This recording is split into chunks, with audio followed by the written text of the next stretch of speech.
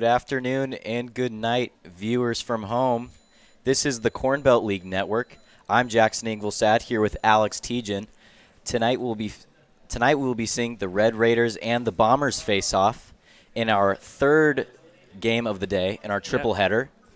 Alex, what do you think we're going to see here tonight? Well, it's going to be in question whether or not this game will be finished because we do have a storm on the way. As you can see, some ominous-looking clouds over to our south and east. But we'll get things going. The Red Raiders versus the Bombers are about ready to get things going on opening day. I think they just have to keep that off of their mind and simply just play ball, because we've seen two games play today with a little bit of rain, but it never diminished their spirits. We saw the Rail Riders take care of business over the Royal Blue Dogs.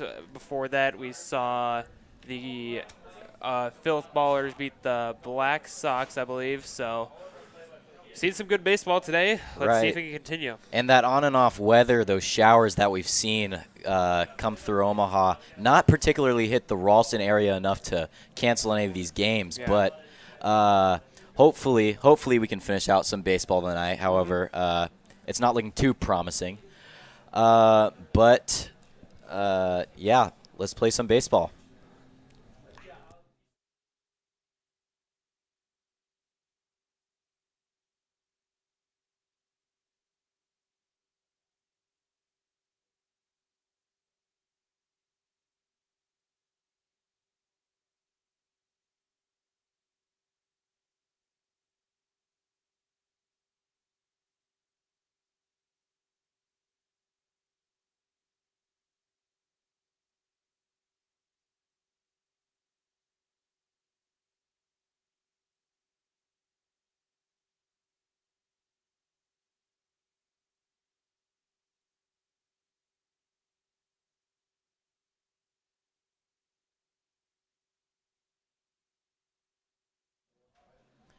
And we will see the Bombers, our home team, will be up at bat first. Let's go through that line.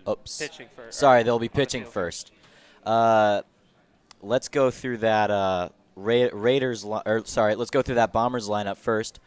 Today we'll have Nick Ripa starting off the game first at bat. Then we'll have Tyler Obrecht up next. Then we'll have Tommy Rowland, Nick Barnett, Luke Tillman, Will Heathoff, Tyson McAlexander, Dalton Farron, and then Jackson Shelburne.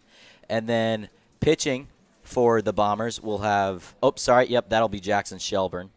Dalton Farron will be the last at bat for those Bombers.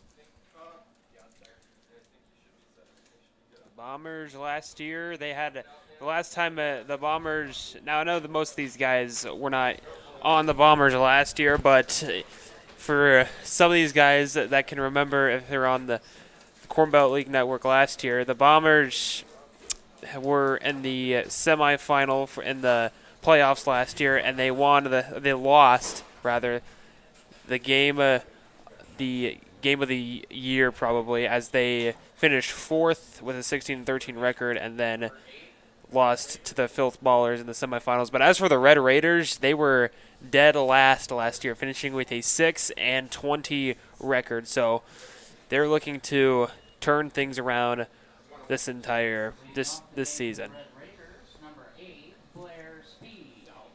And Blair Spies will be the first at bat for the Raiders as the Southpaw takes the at bat. And that pitch is outside, starting off the ball game with a 2-0 count. Sorry.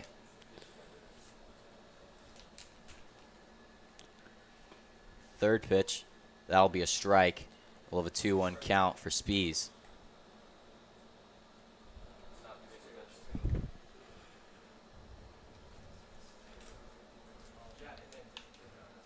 Hit down to the shortstop, swings it to first, and he will be out on our first at-bat of the game.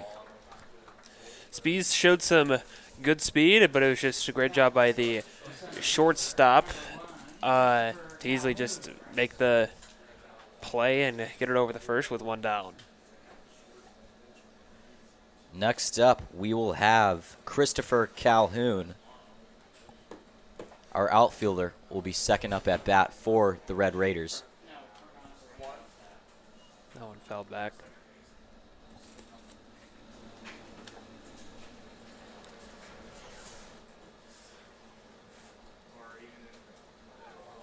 Calhoun, the center fielder, hopes to make his debut felt in his first game in the Corn Belt League this season. As we'll have a strike at the at-bat, or sorry, a ball, 1-1 count.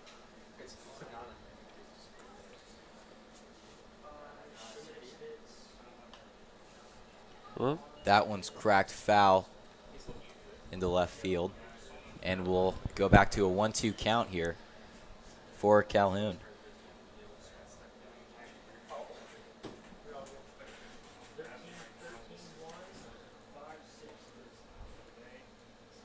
Shelburne winds up, cracks that one back towards the dugout for another foul ball. We'll go back to 1-2. Let's do it again.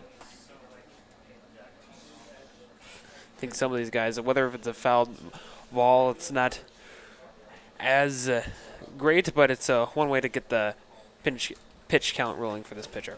Yeah, as long as those players are getting contact. And that one is popped up, heading towards third base.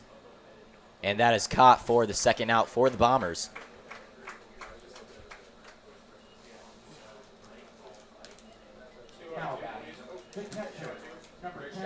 Next up, number 10, the catcher, Brisbois, will take the at-bat. Another lefty for these Red Raiders. We've already seen a couple of lefties.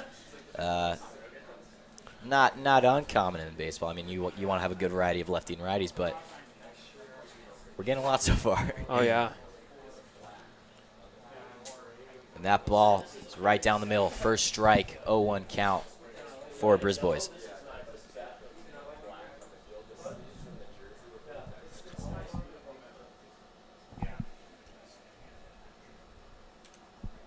Shelburne winds up, and that is cracked to second base, drops the ball, and that will be a man on base for Brisbois. Yep. Good job by Brisbois to get the infield hit. I thought at first it was going to seep into right center for an easy single, and though he did get the base hit, it was bittersweet for the Bombers as they could have easily had it, but just slipped it right off his glove. No throw. 1 on with 2 out. And that'll be ruled as a base hit. Next up, we got Sheev up at bat. And that is outside for Shelburne, as we'll start off with a 1-0 count. And we're going to have a pinch runner here, switched on first base. Number I think hit.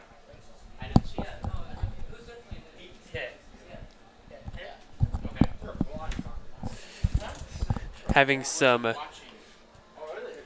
ground to the short. And it's grounded to the short. Swings it to first, and that'll be another out. And we will go to the middle of the first inning as the Bombers make their presence felt. No runs for the Red Raiders here.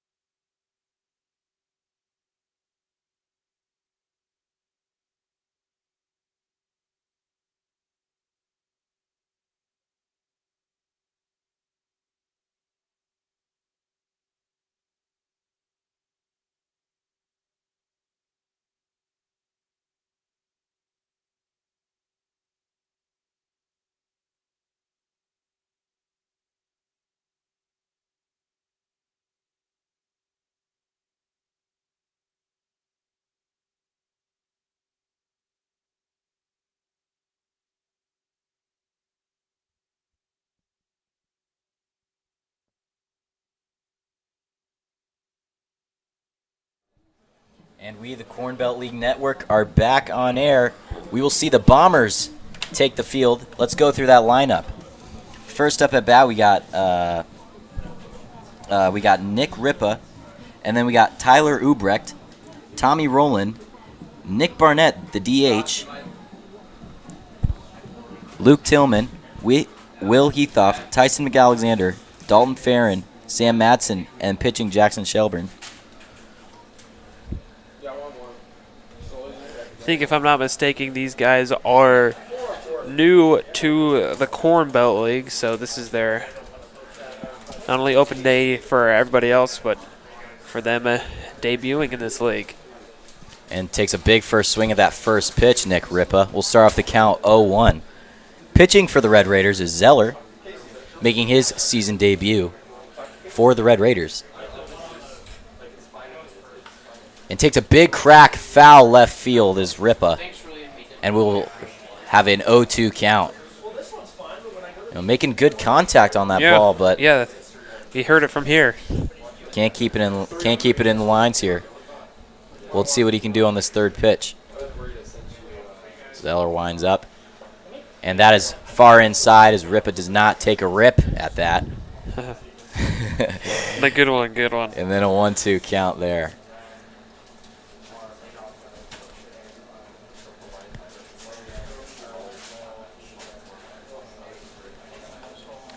Popped up into right field, and he catches that. Making the play Easily. is Heese.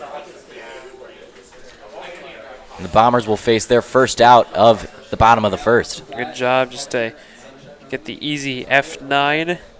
And now that I'm on it, we have let's get some score updates with LSU leading over Oregon State 4-3 for those that are watching college baseball. Maybe you're watching some of these games along with this. Thank you for that, Alex. We will have our first pitch, and that is a strike right down the middle for Obrecht. 0-1 count to start his at-bat.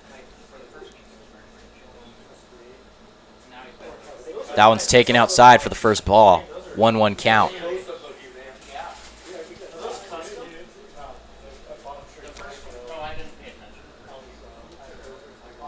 Winds up is Zeller. And he's either going to say he took that around or that was in the box. I think he was going to say that one's in the box. And we'll go back to a 1-2 count there.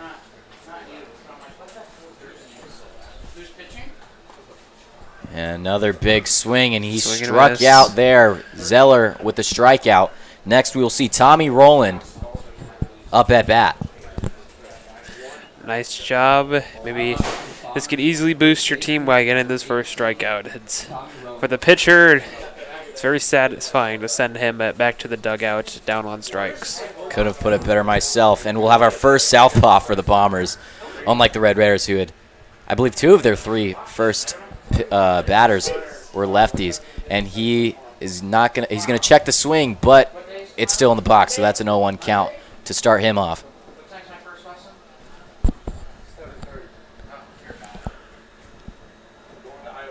Takes another swing at that.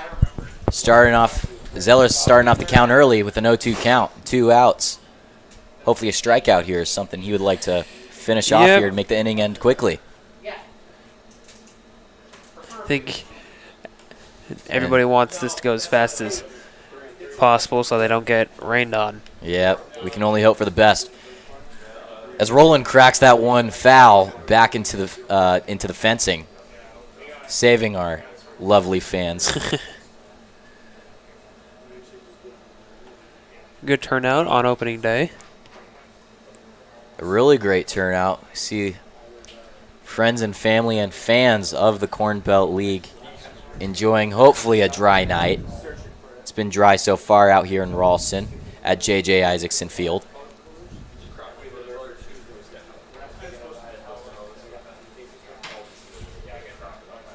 And a big swing at that. No contact, no foul balls for Rowland as he struck out, and we will switch sides here, ending the first inning. This is the Corn Belt League Network.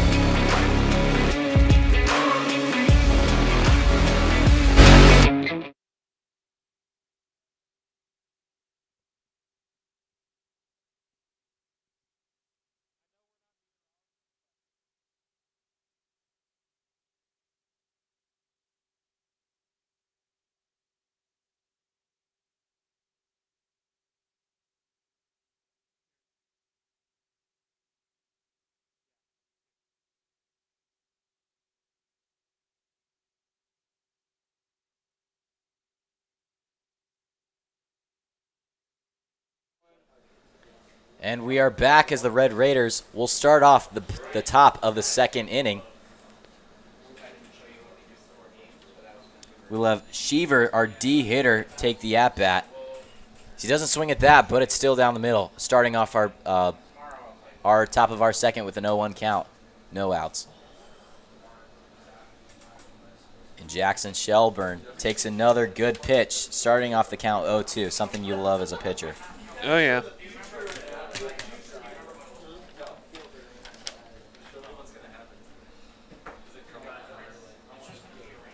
And that one is downstairs for Shelburne. And we'll bring ourselves back up to a 1-2 count.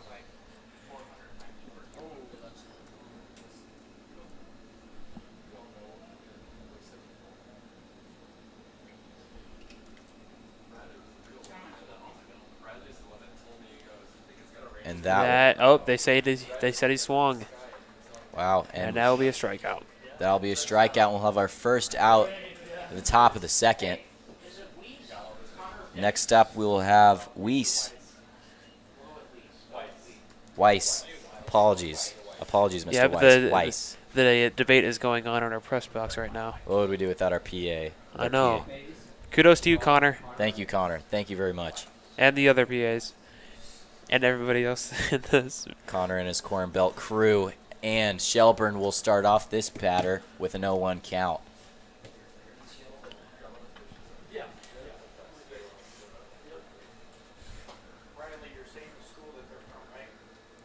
That one is inside.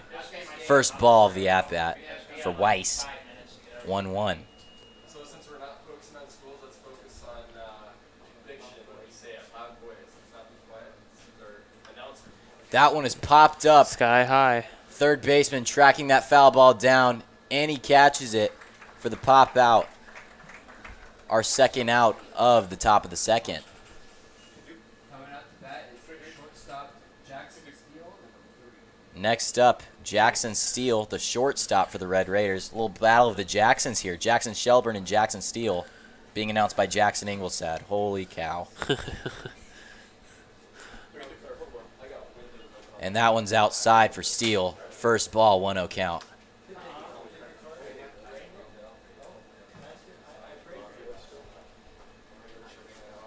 Jackson winds up. Jackson fouls back. And it hits my car. Oh, rest in peace, Alex's insurance, or his parents. Whoever has to pay for that. Massive dent in his car. Yeah.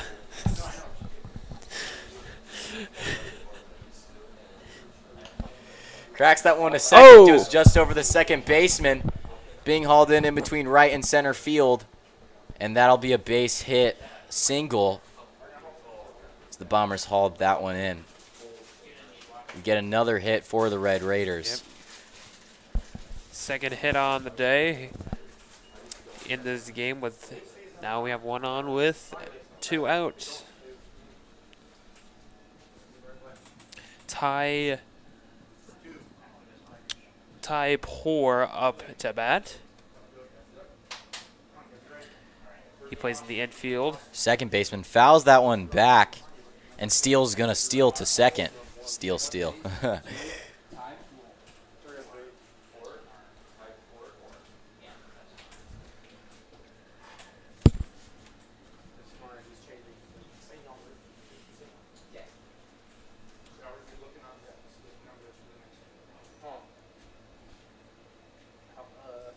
Shelburne looks back at Steele on second. And he throws that one inside. Just grazes off his chest and arms where he was positioning. You know, as a batter, you got to be so careful about. You got to be so cautious of where that ball is, if it's going to be in the box or not. But sometimes you forget if it's going to slam you in your body or not. So. Yep.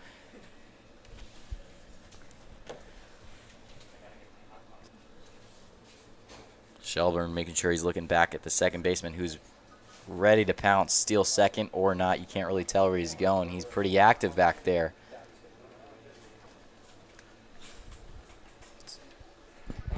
Mike, he's walking up. Okay. An important at-bat. 2 outs, 2 balls, 1 strike for Shelburne. Tries Ready look to back. pick off. Tries to catch him napping, but nobody was there. Oh, he does a little back and forth. I think Steele's just playing a real mental game, just bouncing all around. Yeah. And he will walk the man to first, and now we have a man on second and first.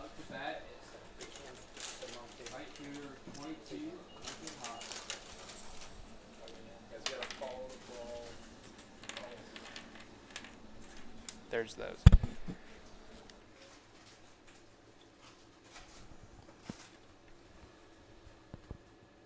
Shelburne winds up, throws it upstairs, and we're going to get a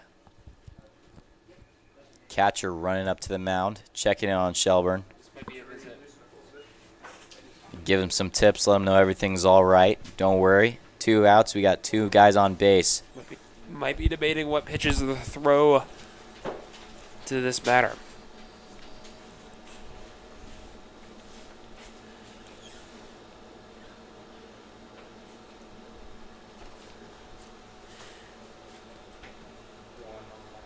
Got leads off and on first and second. Shelburne's got a lot to think about. And Hayes cracks that one back up over our heads near Alex's car again for another foul ball. Need to go move. Need to go move it when we're done. When we're done with this inning. I think your car's toast, buddy. I think it's totaled. I think a million more balls could hit it, and it's done for.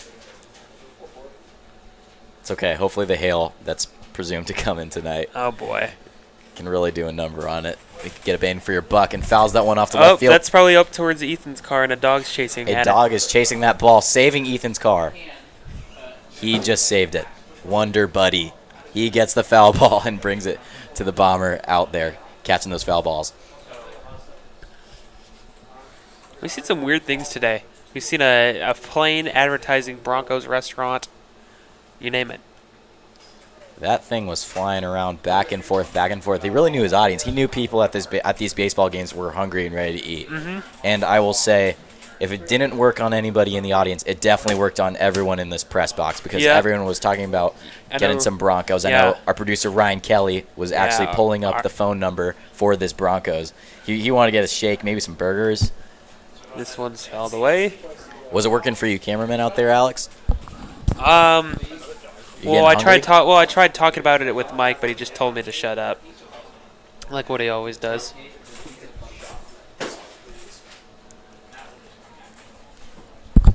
Back to the play-by-play. We got a 1-2 count for Shelburne pitching. 2 outs on the inning. Got a man on second and first. As the southpaw batter, Hayes, is up at bat.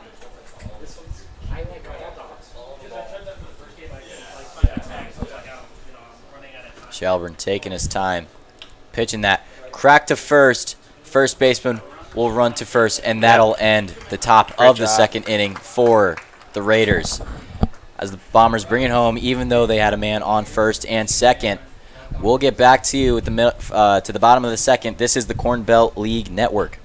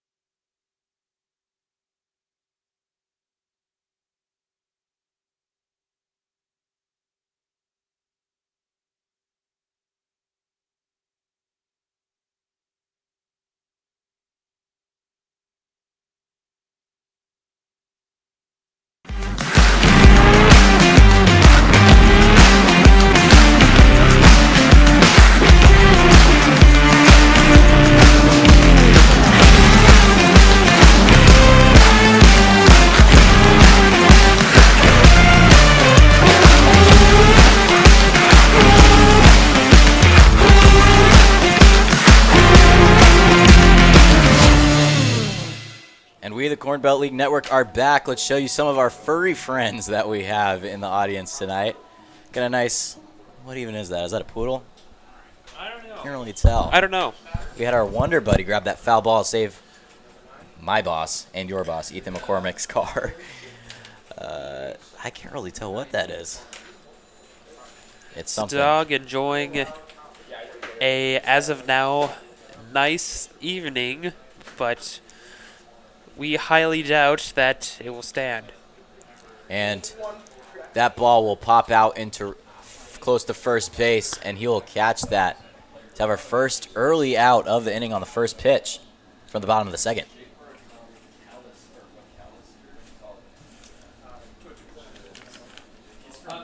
Good job. Luke Tillman will take the at-bat, facing off Zeller on the mound. Are you still using that roster? We'll have our first strike. First pitch by Zeller. 0-1 count.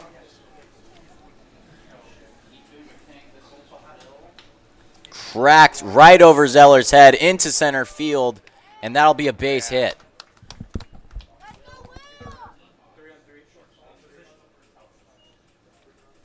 Nice job.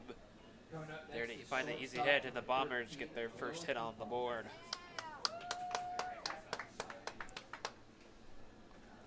Up next, we have Will Hythoff, the infielder, getting set to go. And that first pitch is inbound. It'll be a strike. 0-1 count to start off Heathoff.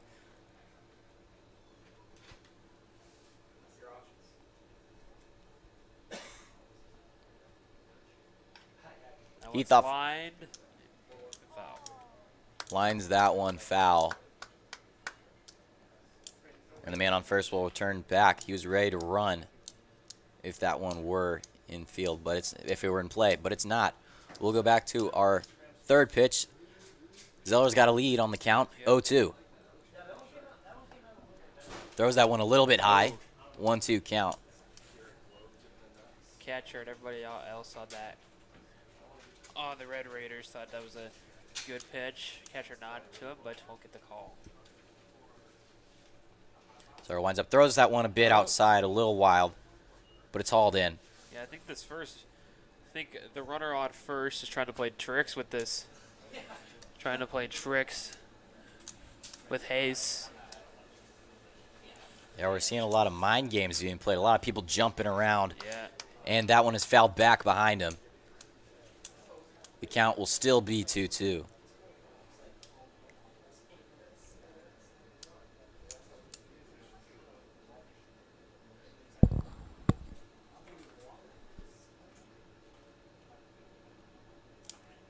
Zeller winds up, throws it a little bit outside again, and we'll have a full count, 3-2.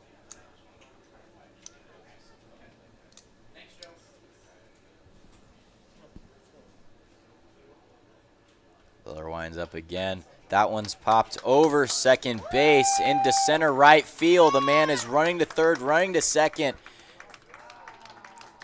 And that will be a double base hit. Nice job. Easily it's golden place to have the ball land right in dead right center field in the alley. Great job by the third base coach, telling them to stop, telling them to wait, telling them to go. Runners at second and third with only one out. And that perfect ball placement at that hit. So we got a man at second, a man at third. Zeller would throw that a little bit high and a little bit wide.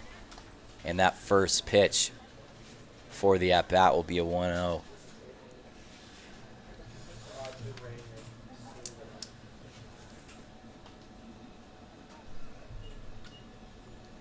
Tyson McAlexander is the current person at bat.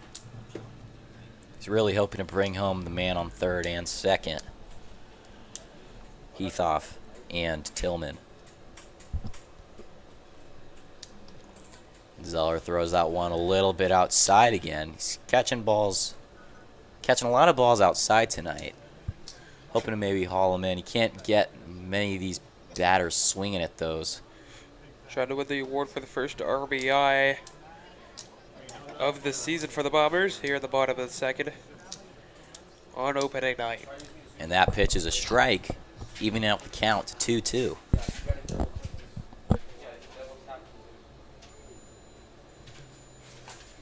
And that one's cracked out to right field towards the t-shirt selling stand. And the Red Raiders are in a little bit of trouble with 2 men on the bases with only 1 out. Yep, backs against the wall.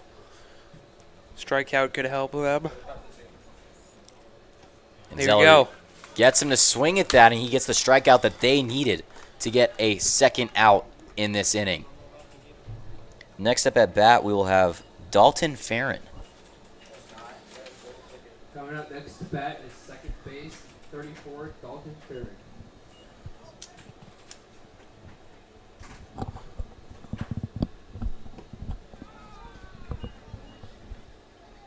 And that first pitch is a strike for Farron, starting off the count 0-1.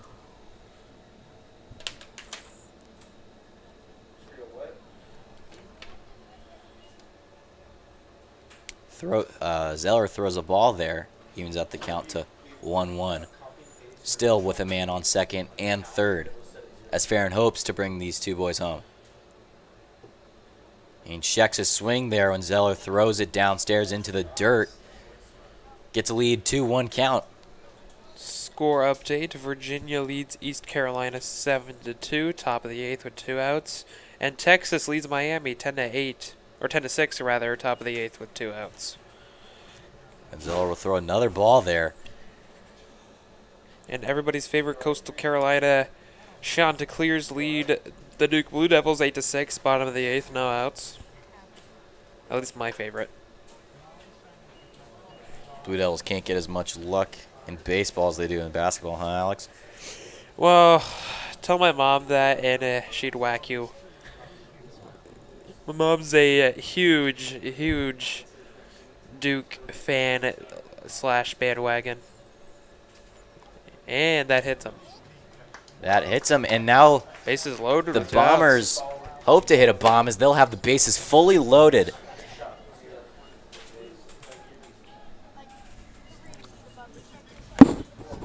Now up to bat is right fielder, number 17, Cam Madison. And number 17, Cam Madsen, will take the at-bat with the bases fully loaded. At least on the bright side, you get a force at second if you're one of the shortstops or the second baseman. Find an easy force out. And he takes a big swing at that as that is sent into center field, sends a man home. Bases will be loaded again with a base hit single RBI for Madsen. What a play there by Madsen. Yep, great job. 1-0 Bombers. The line keeps moving for this team, and the Bombers strike first, 1-0. And that'll be the first run of the game for either team.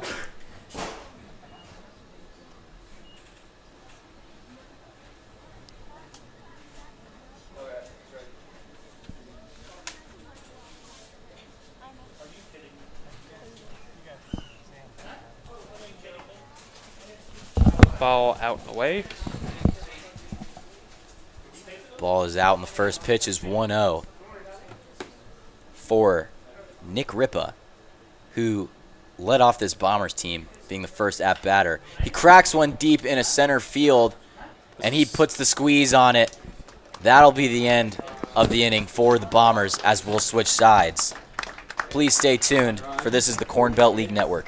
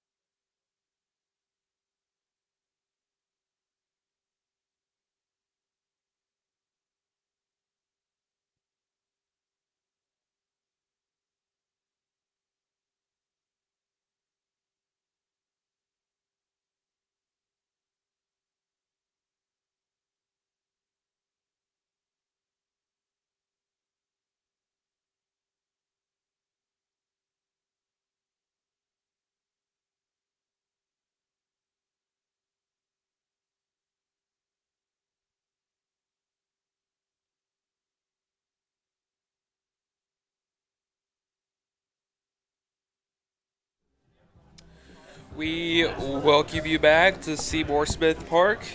A reminder for all fans, if you're unable to watch the live stream or any other games, please feel free to follow at Cornbelt League on Twitter and Instagram for updates all around the league. And thank you for that, Alex. Our first batter for the Red Raiders is going to be hit on the first pitch by Shelburne as he'll walk to first. Now up to bat is left fielder, number 8, Blair Speed.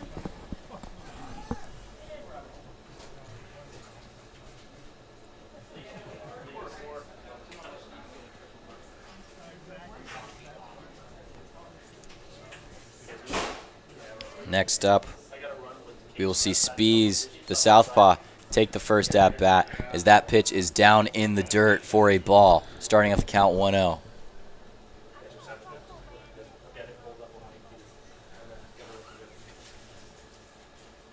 With a man on first, Shelburne once again is keeping his eye out. We got a runner going to second, and he cracks that one into great job. left center field. He'll take third too, and now we have people on the corners on Yep. third and first. Well, if runner from first didn't even advance, he would probably still be at second. But with the head start, as the goes lined into the alley in left center, running at the corners with nobody out, and the tying run 90 feet away. And that's great field awareness by Hayes there.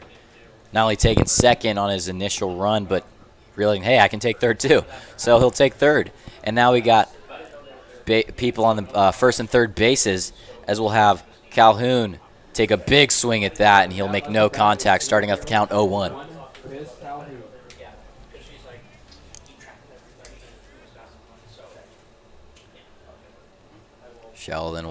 Shelburne will wind up again, and he'll take his first ball of this at-bat to even out the count to 1-1.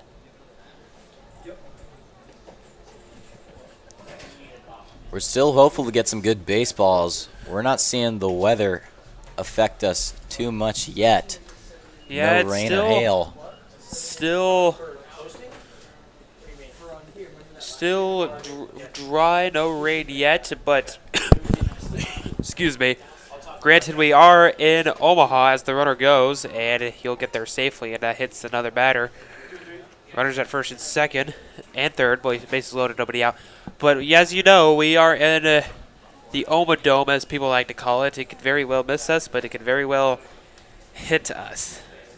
And when it hits us, it hits us, Yeah. unfortunately. But so we're just going to see how things play out and try and get as much baseball in as we can tonight.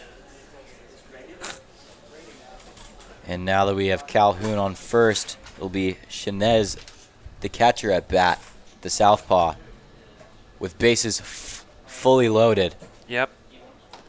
He's going to watch that pitch go by him. That'll be a ball. Good eye for Shinez there.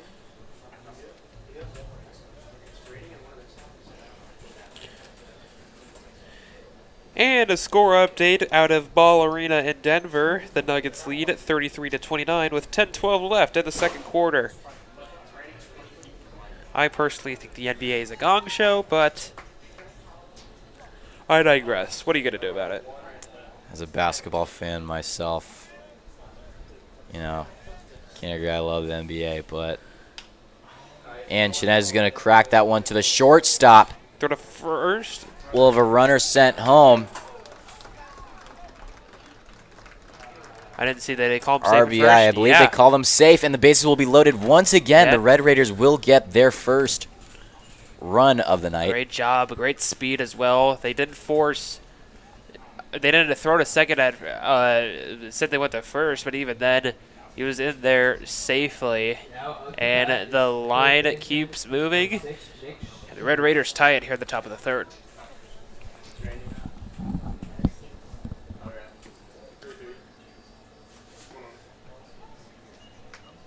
And that first pitch will be a strike. 0 count. Starting to get a little bit of sprinkling here. Some drops hitting the window our up in the press box. cameramen have put on the protective gear on our cameras, so if you see any blue or orange in the frame. That is why we put ponchos on them. And that ball is cracked foul up and over. And something I love about the Corn Belt League here is the use of the wooden bats. I feel like I don't know about you, Alex, but there's nothing better than just hearing a crack of a wooden bat comparing to a metal one. The doink of a metal one, should I say. We'll be hearing that at the College World Series in a couple weeks. But right here, we get some nice wooden bats, as there'll be no hear of the crack of the bat there, as it's a backwards K for Nick Chanitz, the infielder. And next up will be the DH, Austin Shever, number 29, taking the at bat. You know, if you want someone to take the at bat with the base fully loaded, It'd be this guy. It's this guy. It's the person that you have in the lineup specifically to hit.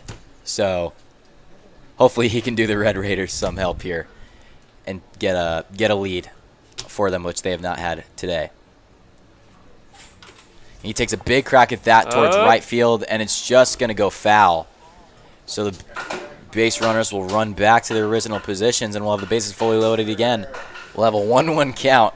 Some commotion up here. What is going on? Some commotion up here in the press box. Accidents happen. We had something fall down a flight of stairs, but we need to get back to this game. It's okay. We won't point fingers or say names, but Connor Sheldon needs to keep track of his stuff. Yes, Connor Shelton needs to.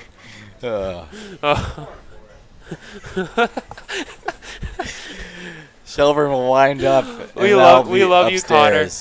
We love you, Connor. We love our. We love Connor. We love Connor. We love our PA. They do great work. Yeah. They're an important factor to the Corn Belt League network.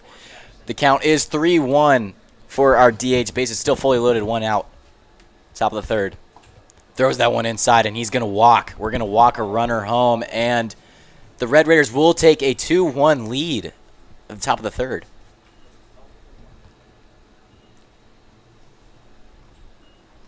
Next up is Weiss, the first baseman for the Red Raiders. And we're going to have a mound visit from the coach. And we will see you painting those corners today, Yep. Shelburne. Ty Poor up to bat. He wanted that to be the count to go 1-1, but He's going to check his swing there. It'll be the first ball of his at-bat, 1-2 count. Hopes to bring it back up after he falls to an early deficit of 0-2. We're fixing it up. Typour. We'll get it up in just a Shelburne will look over his shoulder. and they're gonna check swing, and it'll be a strikeout. That'll be a strikeout, and we'll see a switch of sides for the two. We'll see a switch of sides for the two as the Red Raiders really make their cut. This is the Corn Belt League Network.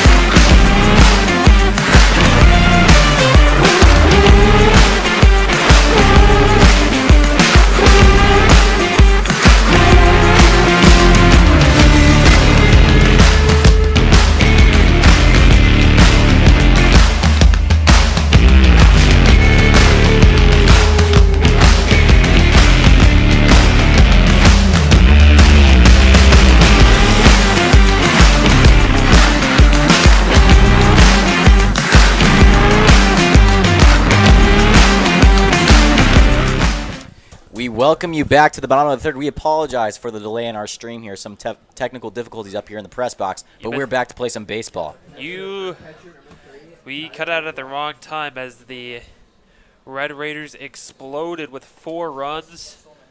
A lot of hits as well. Bases loaded, no outs at one point. I mean, everything was going right for the Red Raiders. We had bases constantly fully loaded, just moving down the line. And now the Bombers hope to make a assertion of their own at the bottom of the third. And that pitch is in for a strike. The count will even out to 2-2. Or I apologize, 2-1. That'll be a ball. 3-1 count for Zeller. He's facing off Tyler Ubrecht.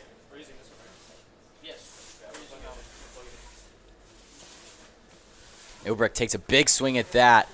No contact. We will get a full count, 3-2.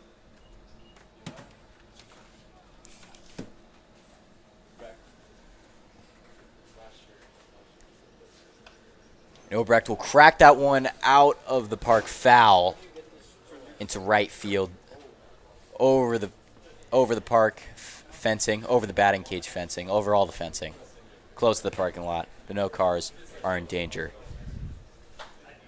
You know, when you're parking for a baseball game, you really got to be strategic where you're parking. You got to think, where can I be so that my car is safe? And that ball goes near our lovely fans, but everyone is all right. That goes just over them for another foul ball. Many foul balls for Tyler Ubrecht. Still have a full count, 3-2. Zeller winds up, and that's cracked into left field. Head down. And that is a base hit for Ubrecht. Nice little bloop shot by Ubrecht. Next. Now the Bombers are just now looking to get back into this thing. And right now they're doing everything they can. We'll get a pinch runner for Ubrecht. Maybe doesn't have the wheels. Never know. You know, maybe not. But we'll have a pinch runner lead off on first. Next up will be Tommy Rowland, the southpaw, up at bat. Hopeful to do as well as the Red Raider hitters did before him. That ball is in the dirt. Start off our first pitch at this at-bat, 1-0. Sun is slowly setting here at J.J. Isaacson Field. We still got some sun, but it's not as bright as it was earlier in these first 2 games. I mean, obviously it's almost 8 o'clock here. These clouds are helping us out here. Yep. Helping our outfielders, getting the sun in getting the sun out of their eye. But we saw a couple of buffed catches in the game before here. Especially one in right field that definitely was because of the sun struck in their eye. Yep. But now as it's setting with the clouds here, we're looking to be good. Yeah, I think one play we had 3 guys able to catch it, but none of them was able to get it. And you could even see those errors in some of the majors. That pitch is inside for Rowland. He'll bring that ball count up to 2. Strike count still it's 1, 2-1 count for Rowland. Zeller winds up. Big swing from Rowland. Coughs it up.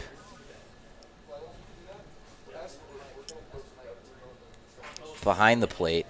We'll leave an count out to 2-2. Yeah. Bottom of the third. No outs. Man on first. 2-2 count. He watches that go by him, and that's a strikeout for Zeller. Bombers didn't want that to happen this early, as they really do need to make a retaliate. Well, not have to. It's still bottom of the third, but they would really like to make a retaliation this third inning. Yep. From the explosive one that the Red Raiders had, that we were very sorry that you missed. Lots of action happened. Yeah, they from I think you could hear probably what the dugout might be saying is like, hey, we got to get some back. Doesn't have to be a whole. Doesn't have to be everything on the line, but like we got to catch up, especially with starting this inning. Right. We'd maybe like off to the right steps in order to get back in this game. maybe like to get a run here. This inning, we don't need to get all 4. We don't need to put all of our chips. And the second baseman will drop that, which could have been a double play. The Bombers really needed that. Now they have 2 men at base, 1 on first, 1 on second, 1 out in this bottom of the third.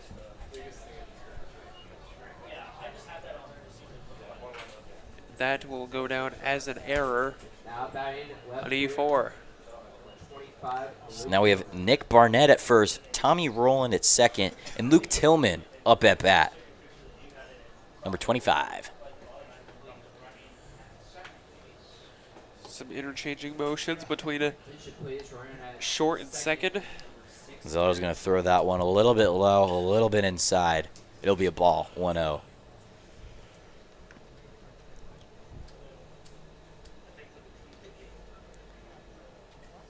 LSU has taken the lead 6-5 over Oregon State. I don't know if they're going to have to play later tonight if they win, because the game took really long. I don't know. 'Tis a season of baseball. If I wasn't here, I would be at home drinking a Coke with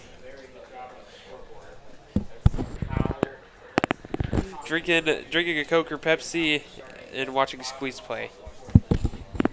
We got the CWS here in Omaha rolling up around the corner. Couple weeks here. So those teams will fight for their spots in the tournament at TD Ameritrade. Count is 3-1 for Tillman. 1 out, man on second, man at first. That shortstop keeps calling for that pickoff attempt at second, and he's going to walk him. We're going to have the bases fully loaded for the Bombers, and this is exactly what they needed in a retaliation to that strong top of the third for the Red Raiders. Yep, exactly. The Red Raiders were in the exact same position last inning, and a mound meeting is going to take place. And we're going to have a mound visit. It's not a surprise here for Zeller, as he has just walked a man to get fully loaded bases with only 1 out on the inning. Now the Red Raiders, after such a strong top of the third, are really going to want to they're going to want to give it their all here because they're in real danger. One good hit can give a run, 2, 3, possibly 4, but they're really going to want to keep their composure at the bottom of this third. Yep. So much for my predictions for the College World Series. They have not gone well. We're getting another sign made like that one. Now batting is shortstop number 13. Now batting is shortstop number 13, Will Heathoff. Heathoff. I had Clemson making the College World Series, and they got eliminated today. Oof. June madness for Alex. Our guy who was commentating earlier, Sam Whitaker, is a Tennessee baseball fan, and he was giving praise to Mike because he predicted Tennessee to make Omaha, but I did not. Tennessee has owned them in both football and baseball. And that one's coughed up over the catcher's head. A man will run home. The Bombers will get a much-needed run at the bottom of the third. Exactly what they need. Exactly what they needed. Still have a man on third and on second. A wild pitch from Zeller puts the Red Raiders. They still have a comfortable lead, but that's not what they wanted this inning. Yeah. Yep. After the mound meeting as well, and you end up second pitch rather after, and it just gets through and gets the easy run into score is not ideal. And that'll be a strike for Zeller. His first strike of this at-bat. Get the count to 2-1. After that unfortunate wild pitch, that ball is grounded to second, throws it to first.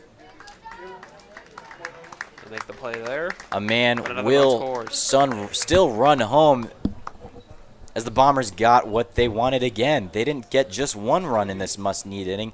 They got 2 runs and possibly more as the lead for the Red Raiders is decreased to 1 after it was not long ago 4-1.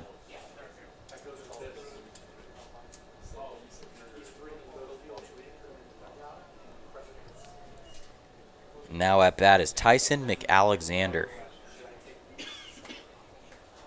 He hopes to possibly send the man on third home and tie up this game. Takes a big swing at that Oh, one. a Evens out the count to fastball. 1-1. Fastball from Zeller. Killer. That might have been out of the zone. That might have been out of the zone as well. Great pitch. That went a little too high, but Yeah, pitches upstairs for Zellers. He'll take back the mound. The lefty gives the nod to the catcher as he looks to wind up. Winds up, throws a smoker a little low. And that'll be the third ball of this at-bat, 3-1. Now Zeller's got to be careful here. He's had one too many men on base this inning. And McAlexander will take a big swing at that one to bring us back up to a full count. You can't let too many men get up on base here. Really doesn't want the corners full, as their once comfortable lead is now in danger. And McAlexander will take a big swing at that, and that'll end the third inning. A must-need strikeout for the Red Raiders. We will see you shortly. This is the Corn Belt League Network.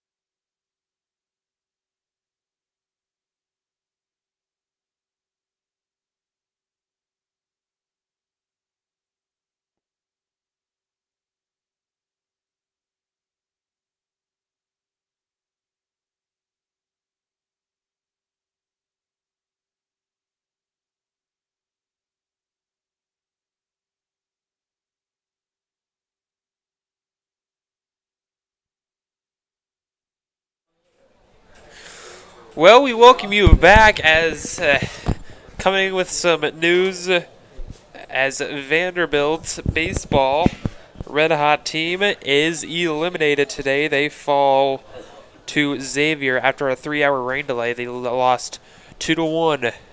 X gonna give it to you. A real upset.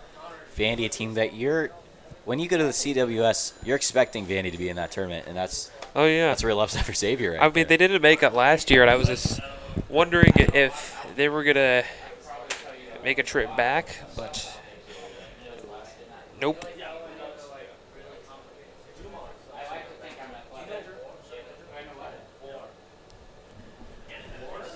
And the Red Raiders are back at bat. There'll be a 1-2 count for the Red Raiders as we've had a pitching change. Oh, Drop, and he will be struck out on first. Next at bat is designated hitter 21, Tyler Beasley. for the Red Raiders, they let up 2 runs in the bottom of the third and had 4 runs in the top of the third. They look to continue their stride and simply not light up. And the substituted pitcher for the Bombers is Urbom. He winds up a fast pitch. He'll take a big swing at that. And the count will be 0-1. 0 balls, 1 strike. We're seeing a little bit more sprinkling here at J.J. Isaacson Field. There's been Sprinkling, turning a little bit more raindrops here. Yep. See how it goes. Fans are starting to put on their jackets and umbrellas. Now, as for Thunder, I haven't heard too much. I'm not seeing much either. Although sprinkling, the sky seems deceivingly clear. We do have a little bit of Yeah, gray some clouds above us. blue sky, but there is a lot of gray sky. And it's a little bit of golden hour out in the outfield. We're getting a little bit of sunlight from the sun Yep. setting in the west. And that ball's popped up over to Great third job. and caught for the easy out. Great job there, just to find the easy pop fly and foul territory. All the batter can do was just sit back and watch. And we'll be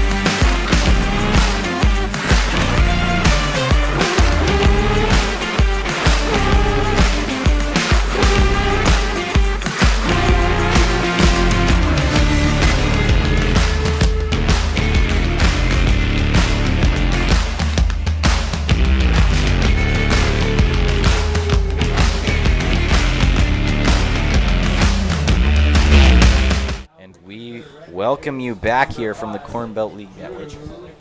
We have a new pitcher for the Red Raiders. Trying to get a catch of that jersey. Number 5. And that will be Steiskell. Steiskell is our new pitcher for the Red Raiders. Switch pitchers for both teams, the Bombers and the Red Raiders. Drew Steiskell up on the mound now. Score update from Los Angeles. The Yankees have a 2-1 lead over the Dodgers and a little old school rivalry. Dalton Farron, the man up at bat. And we in the press box trying to get a feel of how much rain we're really feeling. Don't think it's much to interfere fully in the play of this baseball game here, but it's something you definitely got to pay attention to. Sure is. Players got to make sure they're getting their footing right, no slippage going on, or maybe even if you're catching a ball, maybe you're catching a pop fly, no raindrops falling in your eye, messing with your vision.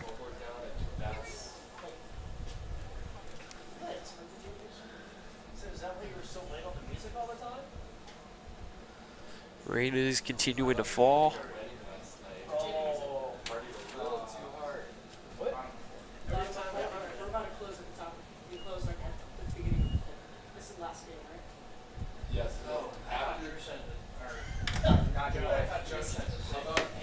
The count is now 1-0.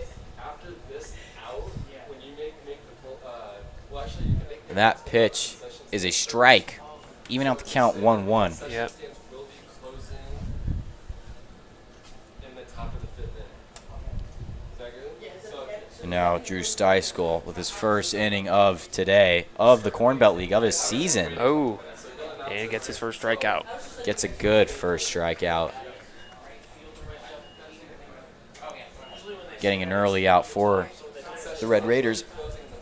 No Bombers are on the bases yet. The concession stand will be closing the top of the 5th inning. And So our get your food as soon as PA possible. lets the Now fans batting, know that the concessions will be closing in the 5th inning. Sam Dawson. No more hot dogs. Oh, yeah. No more snacks. Very sad, but you don't want a soggy hot dog anyway. You don't Yeah, wanna get it yeah, all yeah. wet. Understandable call. Understandable call by concessions.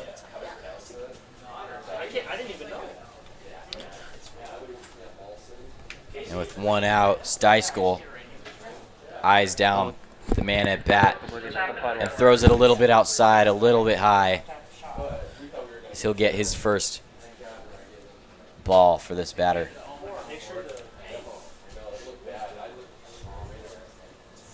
You guys are going to have to keep track of your own counts up here. That's why Yeah. I'm already messed up.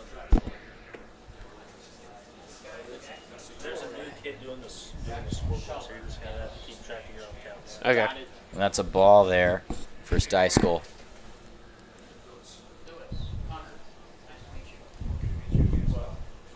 Steiskol eyes down, winds up, and he'll walk him. Oh, He will walk him, and we will have a Bomber on first base.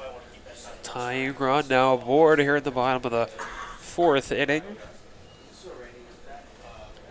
Red Raiders have lost a little bit of their electricity that they had so much of at the top of the 3rd. They gave up 2 runs to the Bombers in the bottom of the 3rd. No runs in a quick top of the 4th.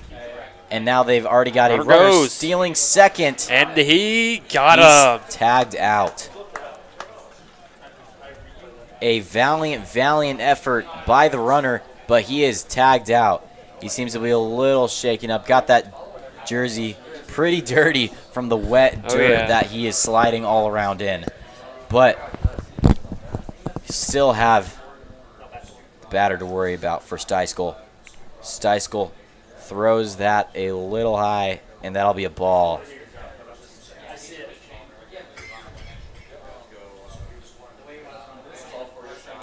I'm going to turn this off for a second. Remind me to mark you down that you did this so you can get paid for it. Steiskol throws that one in the dirt. It'll be another ball.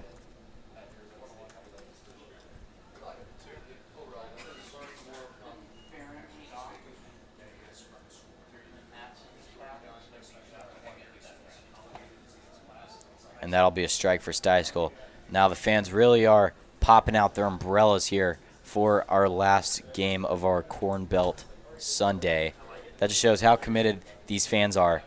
They don't care if their shirt's getting wet. They don't care if their hair is getting undone. They're here to watch baseball. And someone will be walked to first. Oh, yeah.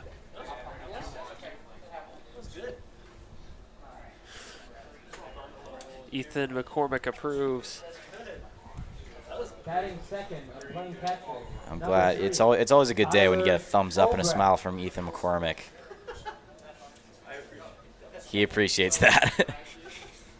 Okay, this just got texted to me. Either Xavier, Oregon, Dallas Baptist, or Oral Roberts will be in Omaha making their first appearance in the College World Series. Oral Roberts, a school that I'm sure many people have never heard of prior to a couple years. Actually, well, except for basketball, they made the Except for Sweet 16 basketball. a couple years ago, and Right. they made the tournament this Before last that. year. So crazy. So, with their Cinderella story in March Madness a couple years ago and appearance this year, a school that you haven't heard too much of, but now they're making their presence felt in baseball too. Oh yeah. Very shocking. Xavier, known for their basketball with Sean Miller at the helm. They're Big East champion, kind of like a bid stealer, taking spots away from Kansas State or USC. Yep, they're going to take. They just beat Vanderbilt. Along with that, Dallas Baptist I don't have a lot of knowledge about, as the runner steals second, but it wouldn't matter. There's a strikeout. And man at second also getting his jersey dirty too. The Bombers starting to look like the filth ballers with their jerseys getting all muddy. But we will have a switch sides after a quick bottom of the fourth inning. This is Corn Belt League Network.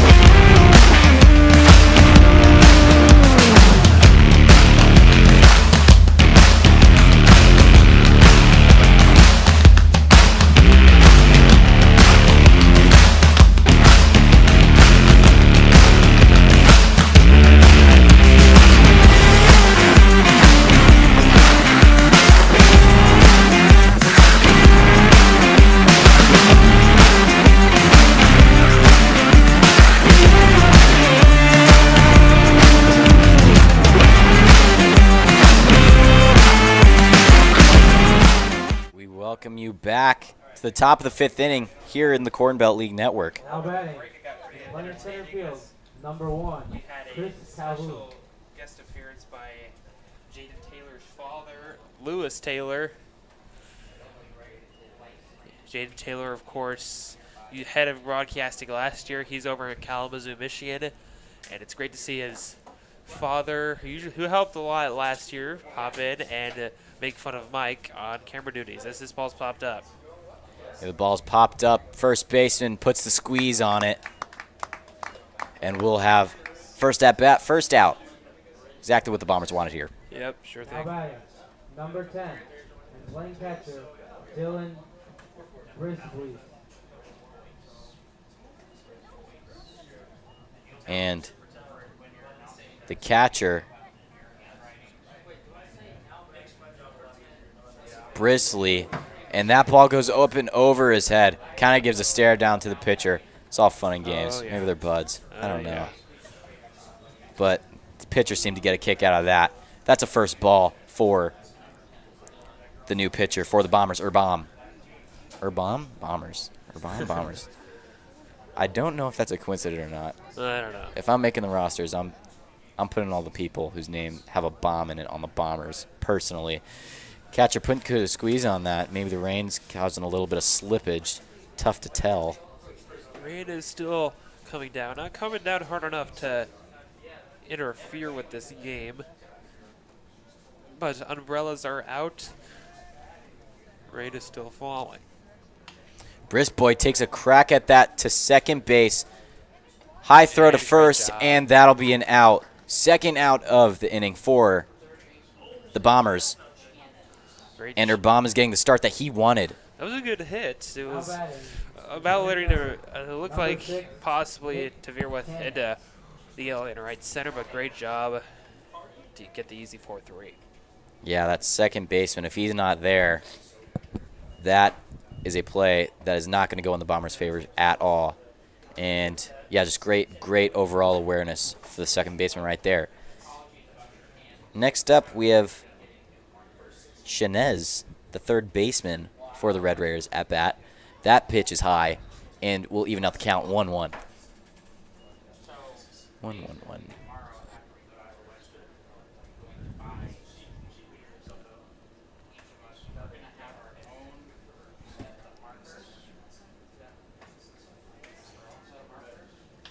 That ball is cracked deep into right field, and that is hauled in job. by the right fielder for a fly out as we'll switch sides. Quick 1-2-3 inning. No errors, no quick 1, 2, 3 inning, and we will see the bottom of the 5th for the Bombers.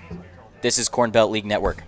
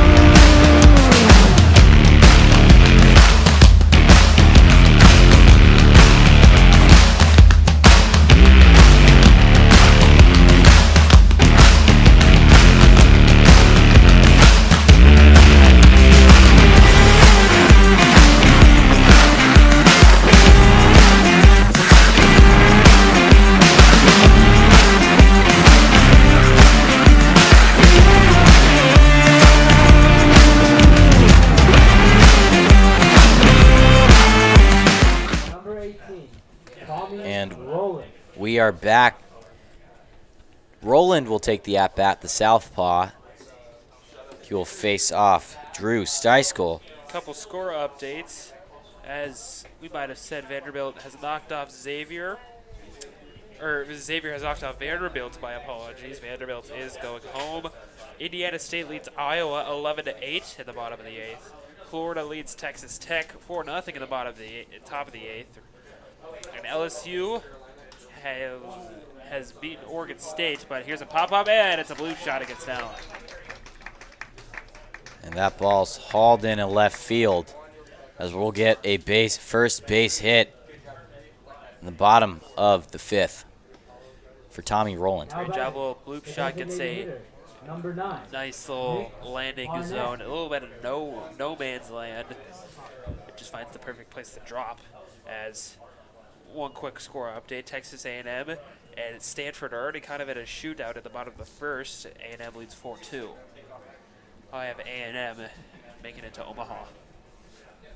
Steiskell has a pickoff attempt at first, no success, as he'll face off Nick Barnett, the DH, number 9, up at bat.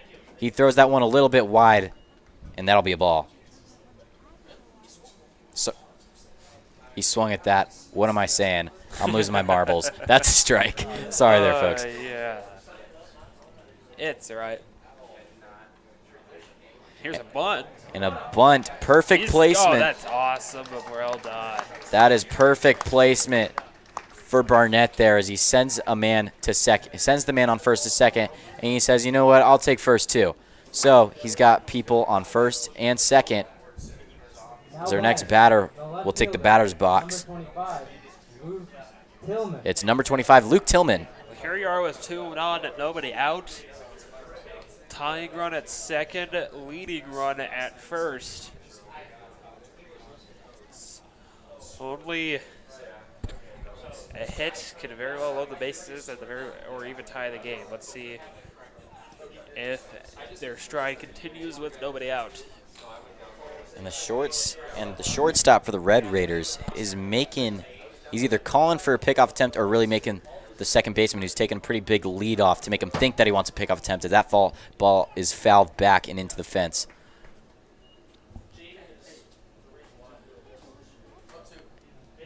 O2 count for Steiskell. His catcher will have a little bit of a talk what pitches he wants. Maybe not what pitches he wants, maybe what pitches they need. Yeah. But Luke Tillman making contact, just fouling. But Steisel's getting a good eye on his runners at second and first. And he throws that one up, and it's a 1-2 count. First ball for this at-bat for Tillman.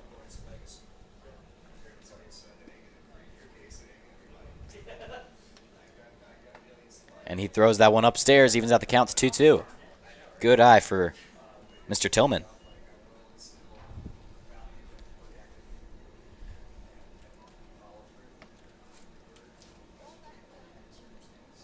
As I said, a perfect position for Tillman to get things going. And we'll And get it with that swing. he takes a swing at that, and he is struck out by Steiskel. Number 13, Will Heathoff. Heathoff. We're having some debate in the press box. Now batting, the shortstop. Yeah, their Number PA 13, guys say Will Heithoff. Heithoff. Heithoff. I apologize, Mr. Heithoff. I will never mess that up ever again. It's all right. We had a guy, friend of mine, who plays basketball at Brownell Talbot. His last name is spelled K-N-O-F, C-Z-Y, like I can't even pronounce He's it. in the whole alphabet there. Yeah, I was like, I've known it since kindergarten. I don't even know how But how do you pronounce it? I think it's like Knopf. I'm gonna need to text him. Oof. Like Knopf Zinski. Knopf. Oh, hello. Knopf-Zinski. I don't know. That ball is fouled back up and over our heads. I was asking you, Alex, we're new acquaintances. This is my first year here at Corn Belt League. Yeah. Your last name, Tejan. Oh, yeah. I don't think I spelled that right here on this piece of paper. No. No. I thought it was Tejan, but it's not. No. I If you were to ask everybody in this room to spell my last name, they will get it wrong. Yes. I think that'd probably be the same for myself too. It's Ingvoldstad for myself. 11 letters, Norwegian. Hey, spell Pretty my last tough. name. Spell my last name. That one down in the dirt. A challenge may be accepted by the press box to spell Alex Tejan's last name. Spell my last name. However, I don't think anyone's going to succeed. The count is now 2-2 for Mr. Heithoff. Still got a man on first and second. One out. He'll hit that one to third base, and he will drop it. The bases will now be fully loaded from that hit for Heithoff. Oh boy, that could have easily that had double play written all over it, but goes right out of his grasp, through his legs, kind of seeps into the outfield. Bases are loaded now. Now the tying run 90 feet away, and the leading run at second. And that's a play that hopefully doesn't haunt the third baseman. He can play how he would like to. But that's just a simple grab. Could be a big play for your team that you just can't make. Happens to the best of athletes. Now batting, You know, but that's what these collegiate players here at the Corn Belt League are here to work on. They're here to show, but they're also here to work on their performance for their university teams. Yep.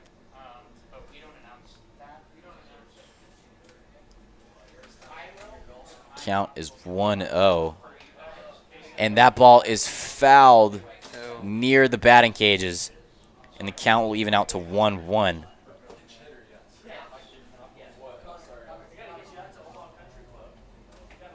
The pinch hitter, number 19, Mr. Wright. The umbrellas have gone down here Yep. at J.J. Isaacson. I don't see any raindrops coming from a puddle I see, so that's a good sign. It is a good sign. We do unfortunately have lots and lots of wet bleachers. But you know what? It's gonna be wet. A wet bottom. It makes up for some good baseball.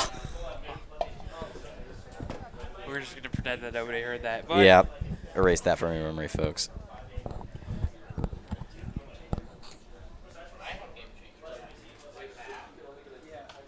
That one is high. cracked high. Oh, they're racing for it.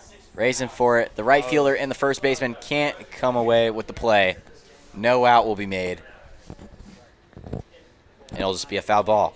We'll go back to a 2-2 count. Bases fully loaded. 1 out for the Bombers, who, down by a lot earlier today, have made a fair chase back to the Red Raiders. The count, or the score is 3-4, Bombers to Raiders. Yep.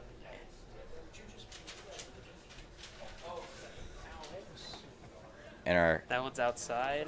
pinch hitter will watch that one fly by him past the plate. It's a little bit far out.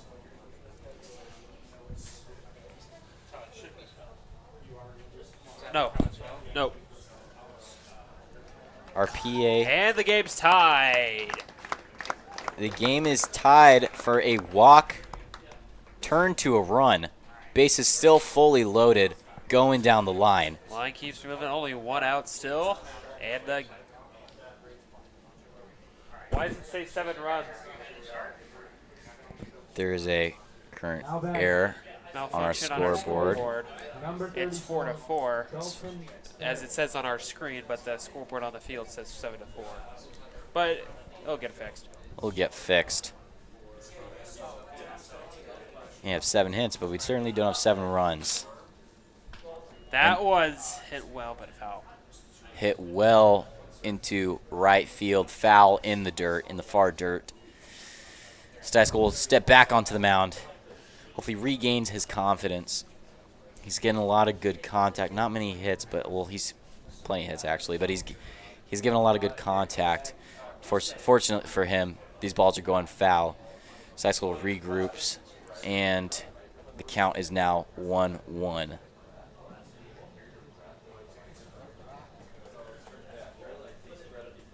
If you're the Red Raiders, you just gotta try something to fix this situation they're in with the game being tied with the bases loaded. And that pitch is a little downstairs for Steisko. Gets a ball on the count. That ball's popped up. Catcher and Guys first racing for it. baseman run into the dugout. The catcher will haul that in. Brisboy with the play. And that'll be the second out of the inning. Great job. Red Raiders, good job on doing exactly what they wanted to do. Get a quick out and number 17, hopefully de-escalate the situation they're in with fully loaded bases by the Bombers.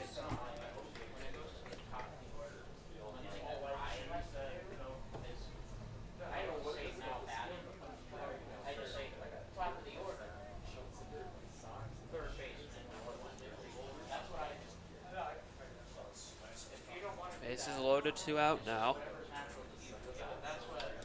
Takes a big swing at that as that one is popped up in between shortstop It'll and be the second shortstop. base. And the shortstop makes the squeeze on it. And that situation for the Red Raiders is de-escalated. Fully loaded bases, nothing for them. We are the Corn Belt League Network. We'll see you shortly.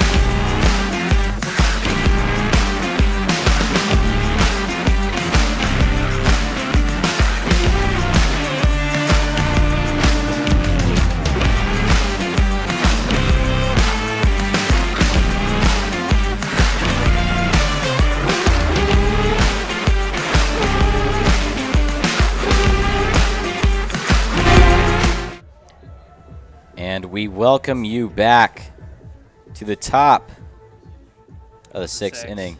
We'll check on our runs throughout the innings.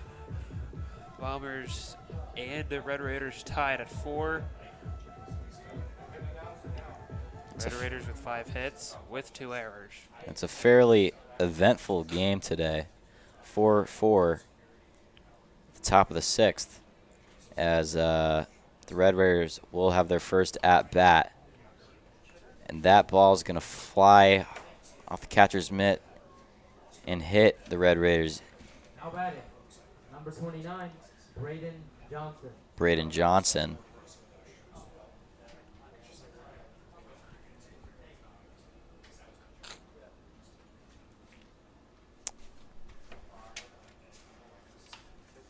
That ball's cracked to the second baseman. Racing.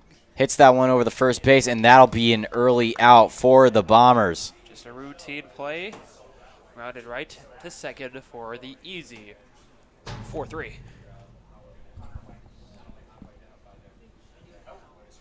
And the Bombers, after being down 3 runs early in this game, made a quick, necessary comeback. And they get their first out in this inning, hopeful to complete their full comeback.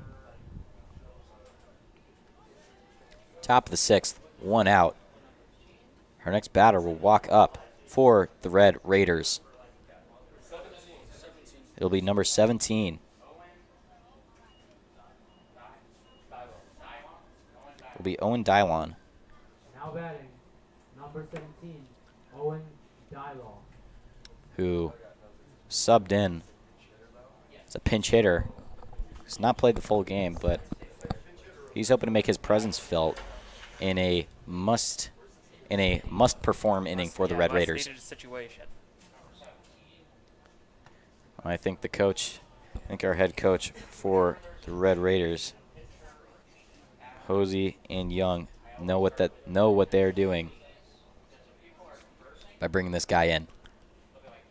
That pitch is down the middle for a strike, 1-1.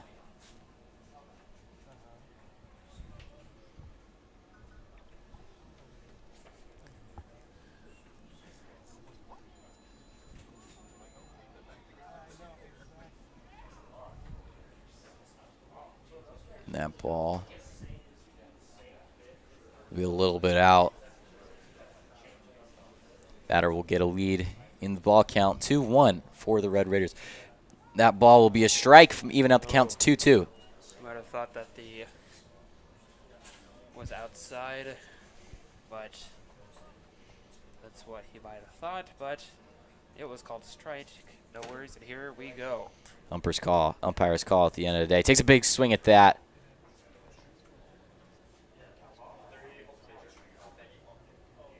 That's I'm not sure what happened there. or they might have called that a ball or the I'm not really sure. yeah, it was called a ball. Or it was dead ball, foul ball. It's 2-2. The ball must have hit off the bat. We just couldn't see it. That's definitely a strike. But it won't matter. He'll take a big swing at that. No contact for the pinch hitter. And the Bombers will have their second out against these Red Raiders. And a must-perform inning. In these maybe last 2 innings, depending on how this goes. Both of these teams are really going to want to show their A game. Tie game, first game of the season. They want to show this Corn Belt League what both of their teams are about. Yep. And that first ball is a ball. The pitch is up, and it's wide out. Another ball, 2-0 count.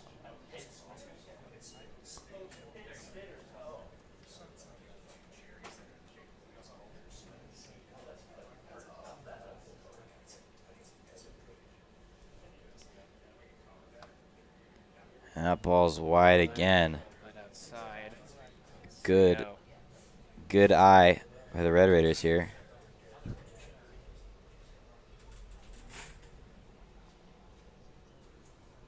It's Jackson Steele at bat. that one is close on the inside, but it is a strike. The count is 3-1. Still couldn't keep up his near-perfect eye, but not taking a swing at a 3-0 count. Not much of a surprise there. And that ball is high, and Steele will walk to first. Great at bat. They want to try to find their pace and Number 16, possibly JJ take the lead Schubert. here, but winning run, or not winning run, but leading run aboard with 2 outs here at the top of the 6th. And J.J. Schubert will take the at-bat as he shakes his hair and slaps on that helmet. He's a pinch hitter, too, for these Red Raiders.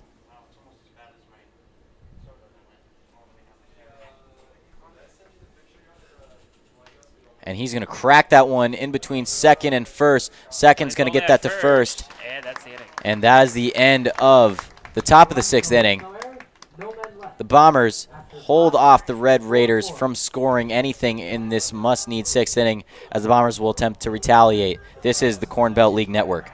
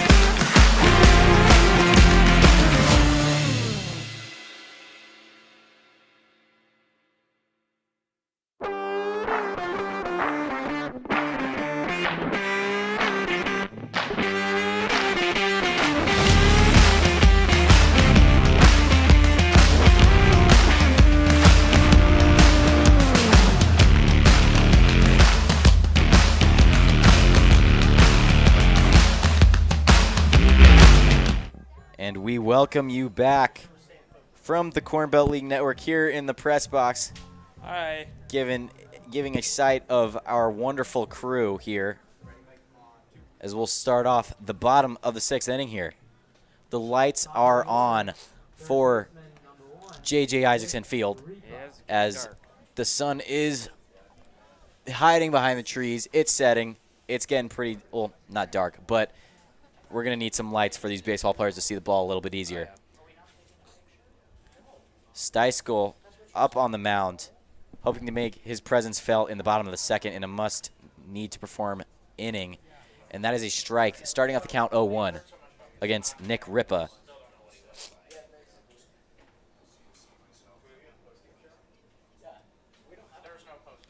And he throws that one a little bit high and a little bit out against Ripa. That'll be a 1-1 count. Well, they had one run last inning. Let's see if they can get another one to possibly take the lead and to possibly get out of here with a win. Opening day win.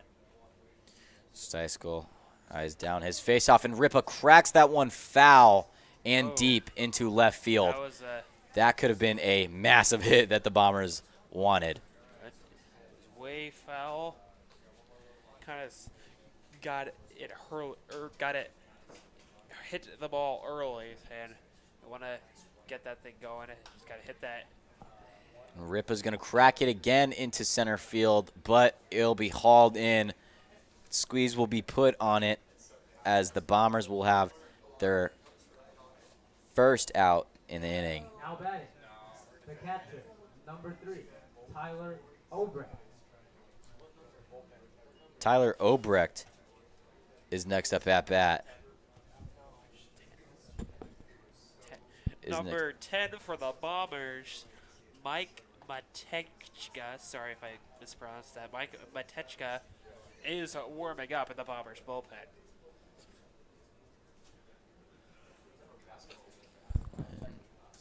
That first pitch is a strike. And he checks his swing, doesn't take a chunk at it, and it's a 1-1 count. Pull back just in time. It is a 1-1 count. Steiskal throws a strike.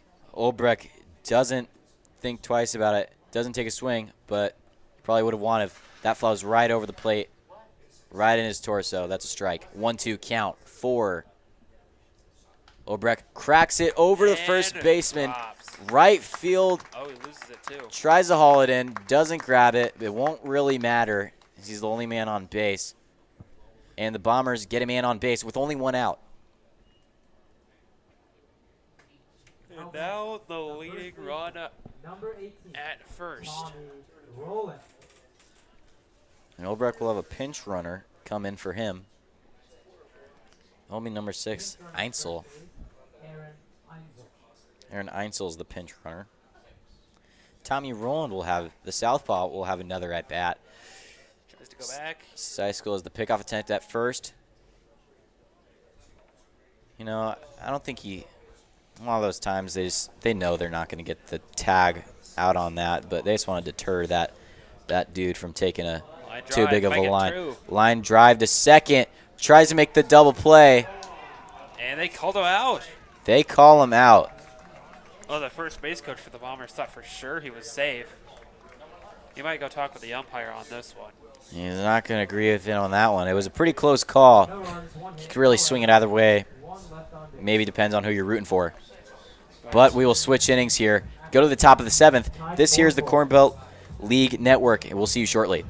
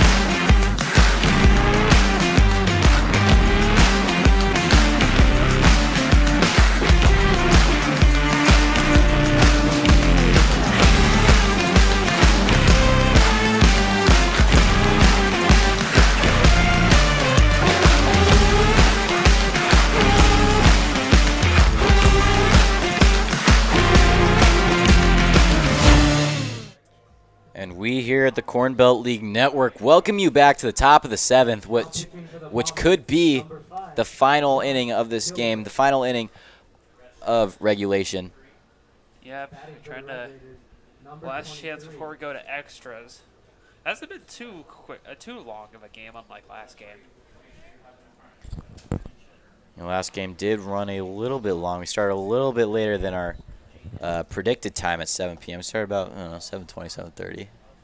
Yep, to try to go quick and to avoid possible storm chances, but storms hasn't really affected. There's been a good amount of rain, but not a whole lot of thunder. Yeah, we here in the press box for our broadcast and our fans are and the players, everyone's here thankful that we could continue play today. As the rain had a quick little presence, a little sprinkling, a little drizzling, a little bit of even raining, but hasn't been too bad. Nope, not at all. The count is now 1-1. Ooh, So he'll take a big swing of he that wanted one. that one. He wanted that one. 1-2 count. Jaden Matthews.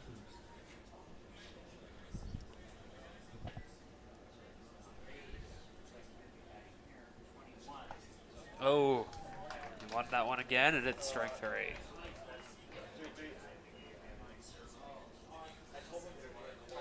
And we actually have a new pitcher Designated hitter. for the Bombers. Beasley. Mr. Number 5, Kilzer. I'm not sure if I'm saying that right. Kilzer? I believe it's Kilzer. Yeah. but he starts off the inning with 1 out.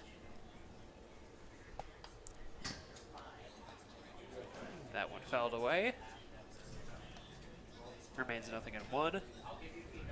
He'll face off the pinch hitter, Mr. Beasley, the Red Raiders.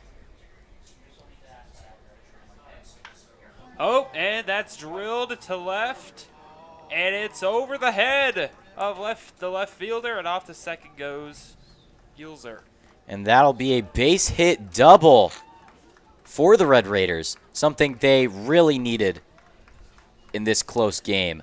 Yep, nice job. I don't know who that was out left. I think that might have been.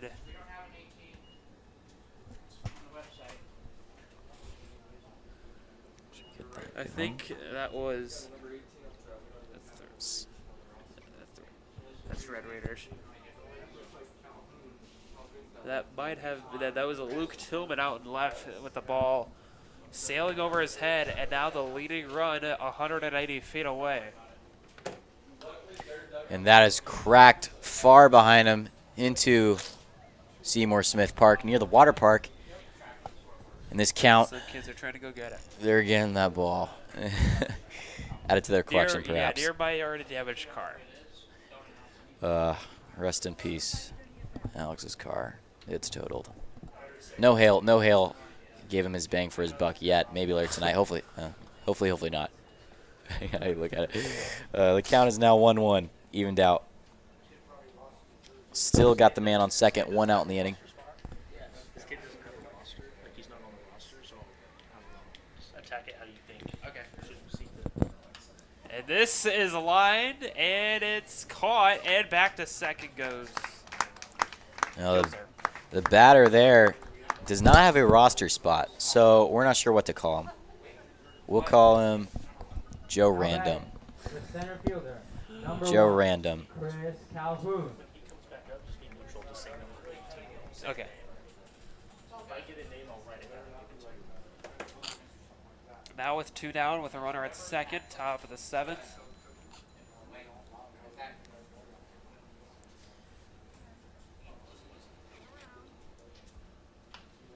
Line to the left, and it is just foul. Yeah, it's just foul. And the runner will stay on second.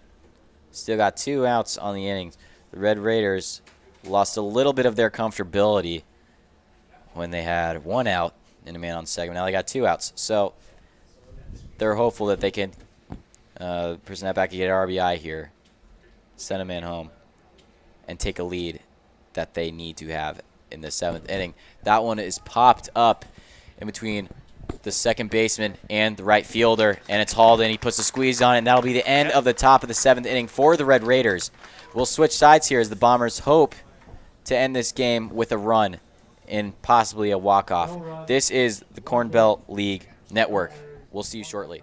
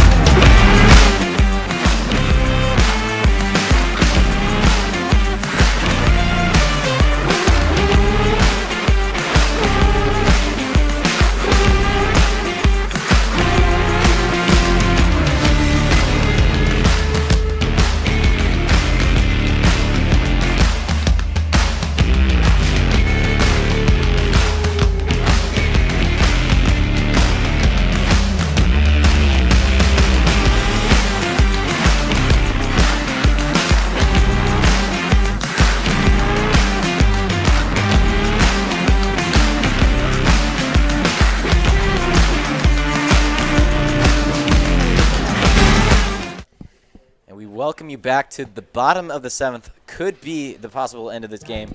We won't know. The Bombers will be first at bat. As Bombers at the bottom of the 7th trying to possibly have a walk-off winner.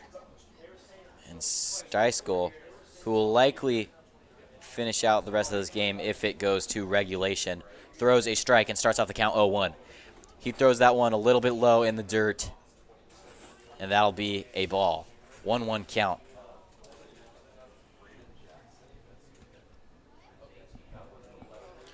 Number 9, Nick Burnett, the DH, is up at bat.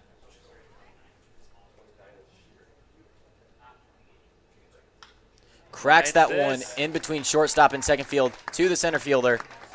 He will stay on first, and that'll be a base hit for the Bombers. That is exactly what they wanted in the bottom of this 7th inning, a must-score inning for the Bombers if they want it to stay in regulation and walk this baby off. Next up will be Luke. Number 25, the left fielder, Luke Tillman, will be up at bat. Winning run at first. Here's Luke Tillman, who had the mistake as in the last inning as the ball went over his head. So That one fell off. 8 is now 29. It's 29. 18 is still Braden Jackson. So Austin Shepard is now 29. So that's Sort out a couple of jersey number changes up here in the press box. Yep. Get everything sorted out. Red Raiders had a couple of jersey number changes. But we're back. Steiskol throws that pitch a little wide. Not a little, a very wide. First ball for him. Starts off the count. Or sorry, not the first ball. Evens out the count to 1-1. Pitch 1-1. 1-2-1. A lot of numbers thrown around in this game, especially when you're calling it. Exactly. He'll throw another ball. And the count is now 2-1. 2 balls, 1 strike for Steiskol against Tillman. And Tillman will crack that to the third baseman. Hauls it to the second. Gets the man out. Sinks it back to first. And It is. I believe the man on first is safe. Yep, it is a fielder's choice. It's fielder's choice. Second baseman, The shortstop. sorry, Number 13. man on second base will be out. So there will now be 1 out at the bottom of 7th for the Bombers. Still with that winning run at first.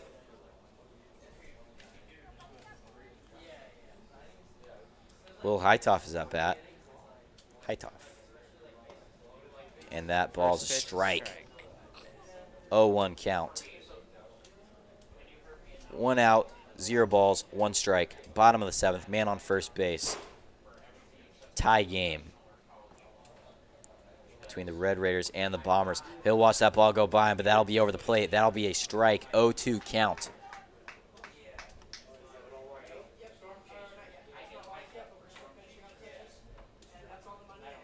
Pitcher would love this one right here. That ball's cracked foul just under the first base as it grounds. A sub for the Red Raiders will haul that baby in, get it out of the field of play. Heitoff down in the count, 0 balls, 2 strikes against Mr. Drew Steiskol.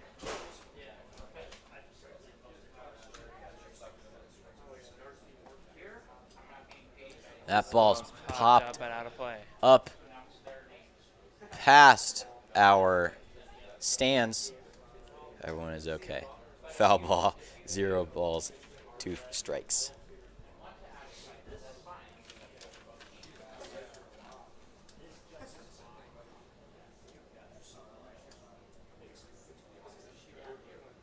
Another foul ball. Fouled back behind him again. We already have a pretty high pitch count Yeah, I was about to say this for guy's- Heitoff with no balls. So yeah, it remains 0-2. With Heitoff just easily just working up the pitch count. He's getting good contact. He's just a lot of foul balls.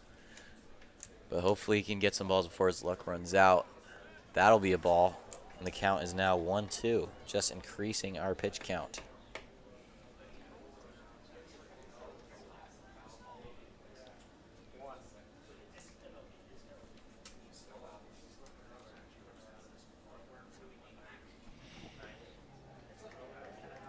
That's another ball. 2-2 now. 2-2. Evens out the count. High top showing his good eye here up on in the batter's box. That's up high. It's full count. Full count for high top. Steisel's really got to be careful here. So if he walks him in, he's got 2 men on base with only 1 out in the bottom of the 7th, where he will need to close out. And strike And 3. he will strike him out in a crucial strikeout for the Red Raiders. Now we'll have 2 outs and 1 man on first base for the Bombers. Our next at-bat will be, I believe, Nick Barnett, the DH. No, I apologize. That is incorrect. Number It's 19. Wright, Number the 19, Carson Wright. Carson Wright, number 19, First baseman. first baseman. Trying to send home a winner near the bottom of the 8th. And that pitch is out wide.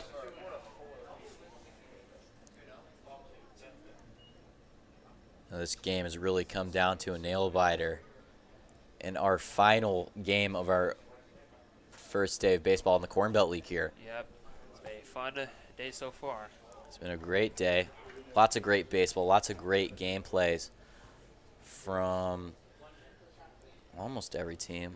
Got 2 left. I believe it's the Haymakers and the Crop Dusters that have not Yeah. played, if I'm not mistaken. Or at least that we haven't seen. Yes.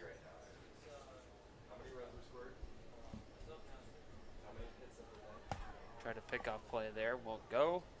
Count still remains 3 balls, no strikes. Steischl gets back on the mound. He's not in a great position here in the count. 3-0. No swing here. Not a surprise. Oh, And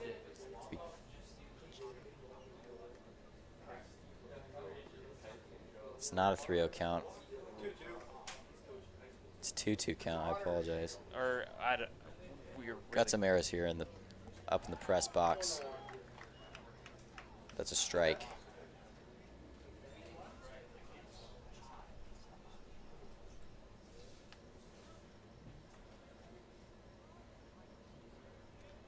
We'll regroup here. It's right. Still at bat. Scout pitches. lines it to right field. Lines in right field, and it's caught. The play is made, and that'll be the end of the 7th inning.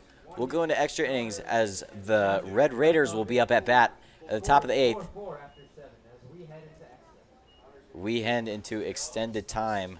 All right, fans, here's our extra inning rule And for the Corn Belt League. This has been the Corn Belt League Network. Please stay Extra inning tuned in will this begin with nail biter. no outs.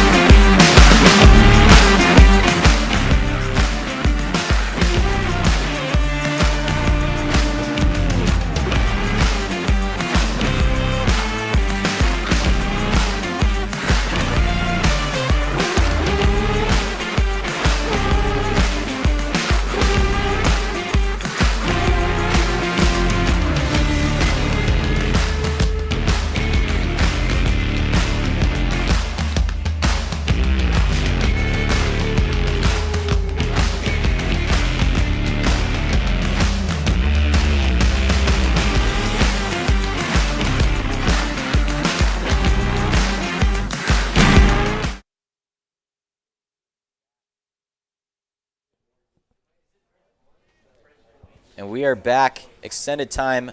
Extra innings. Sorry, extra innings. Essentially the same rules as the MLB. We'll have the the runner's positioning as the last out of the last inning. So we'll have a man on second for the Red Raiders, and it won't go past 9 innings. So if neither team if neither team scores, or if it ends in a tie game, it'll be a draw, and that'll stay on the record for both the Red Raiders and the Bombers. Got a southpaw up at bat for the Red Raiders. Man on second, 0 outs. Oh, look at the runner. Oh, Psychs out the pitcher here, makes him think he's leading off, but then he goes back for the pickoff, but he'll stay safe on second. Batter will regroup here. Pitcher looks back, swings that, and a man on second will run to third, and he slides in safe. Exactly what the Red Raiders needed in this tie game scenario. Now they have no outs, a man on third, and the count is 2-0. Great positioning here for the Red Raiders.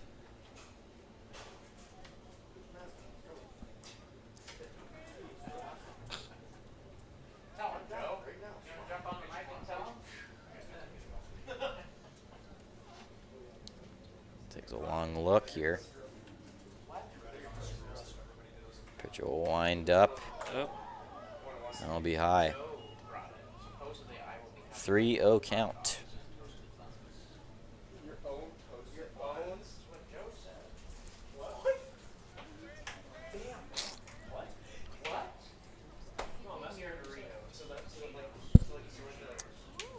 And a long look again for the pitcher here. Pitches that. Pitch. It's a 4-pitch walk. 4-pitch walk. Runners at the corners now. The catcher, Beloy, will walk to first. Red Raiders got the corners filled. Man at third, man at first. Next up will be Shenez, the third baseman, number 6, at bat.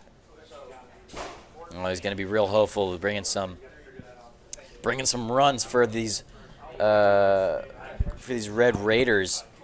We haven't seen much scoring since, I believe, the bottom of the 5th is when the Bombers got a run, but we haven't seen anything since they came back. And we're going to get a mound visit from the head coach, King.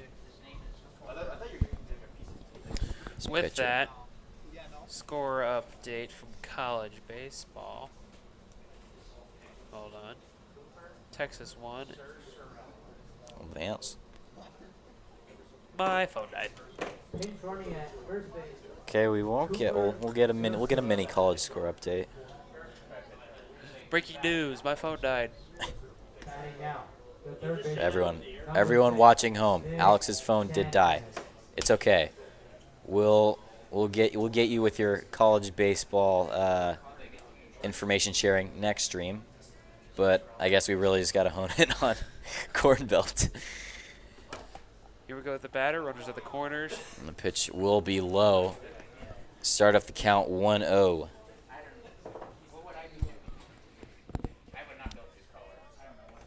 Mateshka is the pitcher. He'll likely close out this game. He's Runner got goes. a runner from first to second, No and the throw. catcher won't even take a chance on that with the man at third. Good decision by him. And now Shenez has a man on second and third with no outs. Great positioning for the Red Raiders. Pitch is up, and it's high. 3-0 count.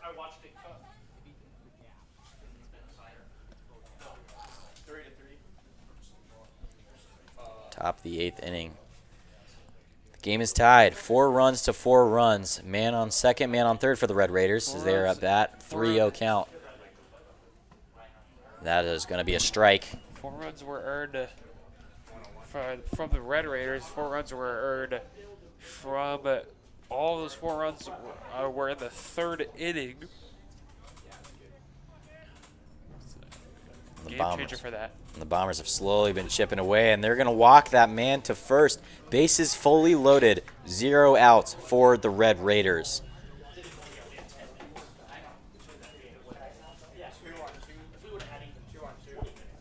Now batting, the designated hitter, number 29, Ozzy Shecker. Austin Sheaver Sorry, will be at bat, Austin and we'll have another mound visit.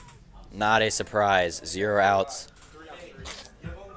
Fully loaded bases. And now And they'll be he's doing gonna a come out. Switcheroo. And who will be coming in?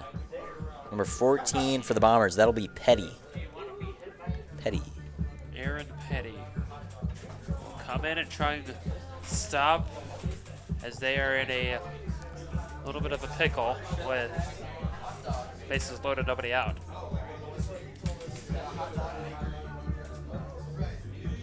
So Petty will likely close out this game. Thought it would be Mateshka, but didn't have too hot of a 8th inning for him. He's gonna warm up some pitches to his catcher. Bases are still fully loaded for the Red Raiders. Started off the top of the third with a lead 4-1. Gave up 2 runs to the Bombers in the next inning. And the Bombers kept chipping away at that deficit that they were in. And now it is 4-4, and it has been since the bottom of the 5th inning. No runs in the past 2 innings for either team. We got 9 hits for the Bombers and 6 for the Raiders. 2 errors for the Raiders.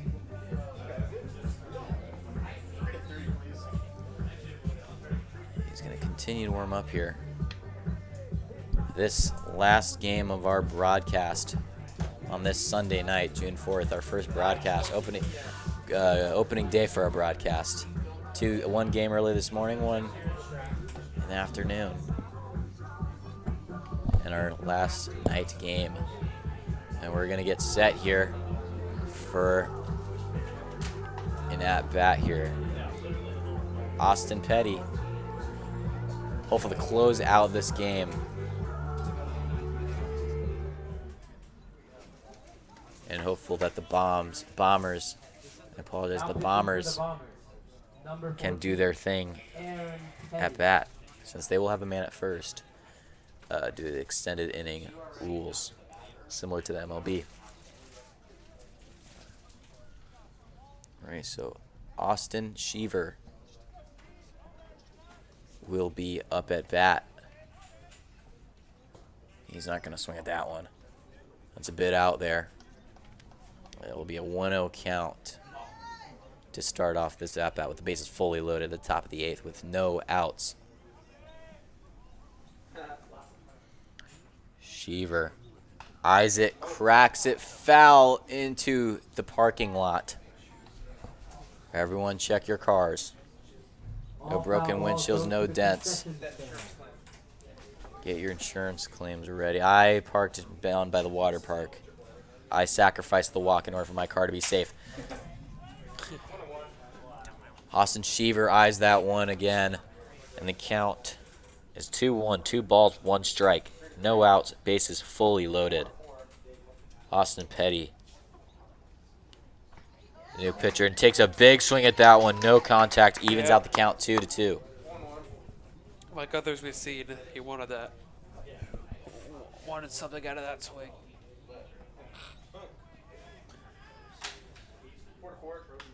And he's going to crack that one to third.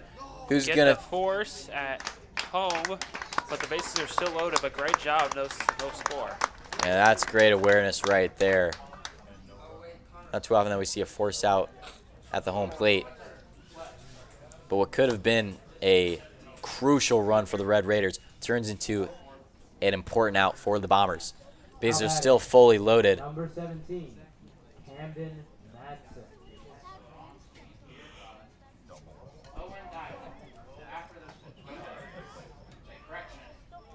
Sorry, correction, Owen Dylon. Owen Dylon is the man at bat with the bases fully loaded, bases juiced. And this ball gets away. It gets away And from the score catcher. standing. We will get a run for the Red Raiders. Bases fully loaded will shift man to third, man to second, no one on first. We still got Dylon up at bat, but we got a run, and there will be a lead 5-4 for the Red Raiders. at the top of this extended 8th inning. Wow. Count is still 2-0. What an important moment for the Red Raiders here. Oh, boy, oh, boy. And that ball will hit Dylon right in the helmet. That one has got to hurt. Maybe feel a little bit fuzzy after that one. I'm telling you, it does not feel good to have a 78 mile per hour fastball to the dome piece. Nope. Bases are fully loaded again. You know, that last play with the ball getting away and to score and take the lead, that kind of reminded me of Ole Miss last year in the College World Series. They scored 2 of those runs Jackson that they got were on Steele. wild pitches, and they ended up winning the whole series. Jackson Steele is the Red Raider up at bat. The southpaw. He's going to foul that one up and over the fence. Left. Bases are fully loaded. 1 out, 0 balls, 1 strike. Top of the 8th inning for the Red Raiders in this extended inning. The pitch is up and it's another low. one. Third baseman is running home. They'll run to third base. They'll run to second base. And that'll be another wild pitch dropped from the catcher run for the Red Raiders. And they'll take a lead of 6-4 after not scoring since the top of the 3rd inning. They have not scored since the 3rd inning, and it is now 6-4 in their favor. Wow. Again, just what I thought. Kind of like how Ole Miss did in the College World Series. 2 wild pitches gave them the lead, and well, here you go. Same story. This one's up the mound. History repeats itself.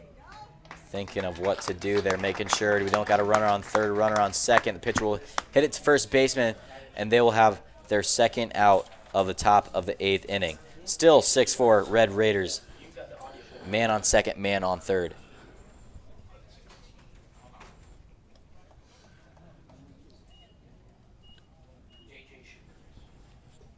Now back. Pinch hitter, number 16, J.J. Schubert. J.J. Schubert, the pinch hitter, number 16, is up at bat. His blue helmet. Listed as a first baseman and in the outfield, so familiar with different positions. Definitely. And we'll see what his hitting can do for him here. It'll be a strike as he watches that ball go by him. He definitely didn't think that was a strike. You can tell by the body language, rolling his head back, rolling his shoulders back in surprise. But nonetheless, the count is still 0 balls, 2 strikes, 0-2. And that will be downstairs a ball. 1-2 count for Schubert. Still has a man on third and second in the top of this 8th inning.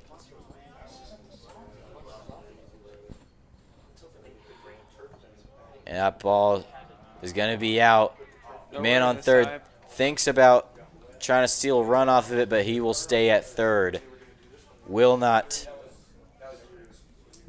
repeat its history. Will not repeat itself for a 3rd time, as that's how both of the runs this inning have gone in favor for the Red Raiders.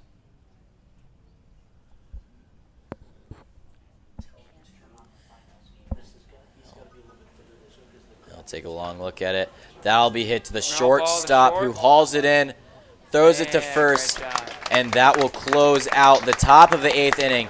Red Raiders did exactly what they wanted. Got 2 runs after not scoring since the top of the 3rd. We'll switch sides here. This is the Corn Belt League Network.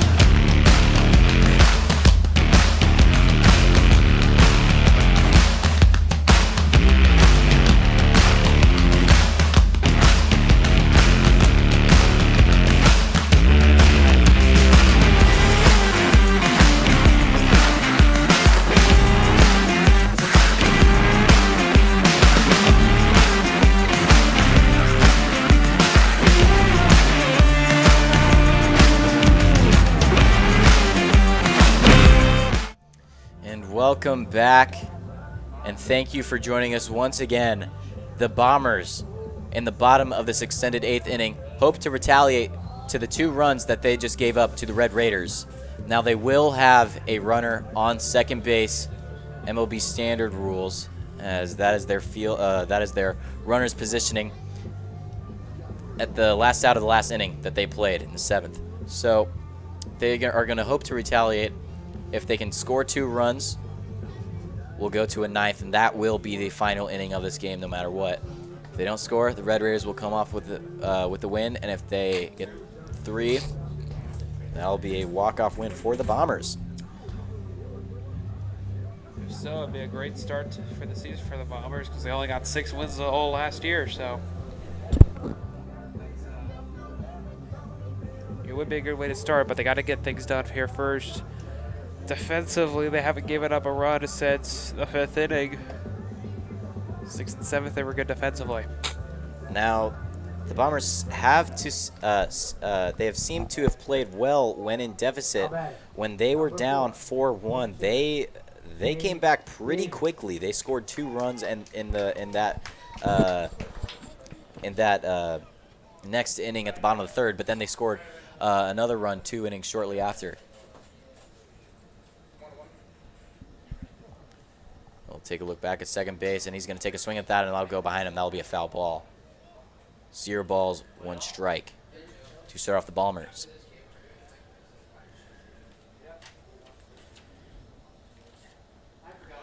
At bat for the Bombers is number 4, Davis. Another sub, pinch hitter. Start to wonder if some of these guys just whether it's just to get into the game or get a rest for those guys or coming in to get time as a pinch hitter.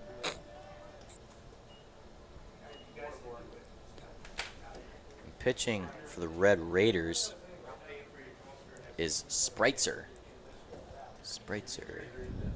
Had a lot of pitching changes for both teams throughout. And that one's going to be cracked into left field.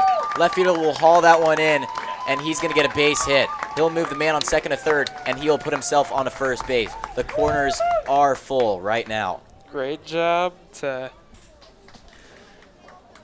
simply advance the runner and to get on base with nobody Now out. batting, the right fielder, number 7. Exactly what you need. Great start. Exactly what the Bombers wanted. No outs, 2 people on base. And we got our next batter for the Bombers.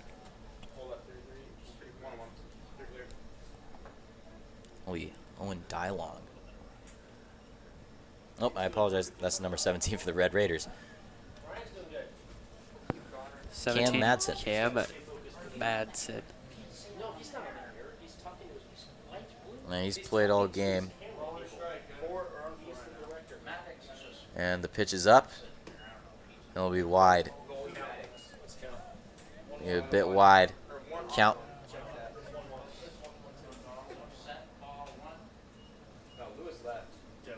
Will be 1-1.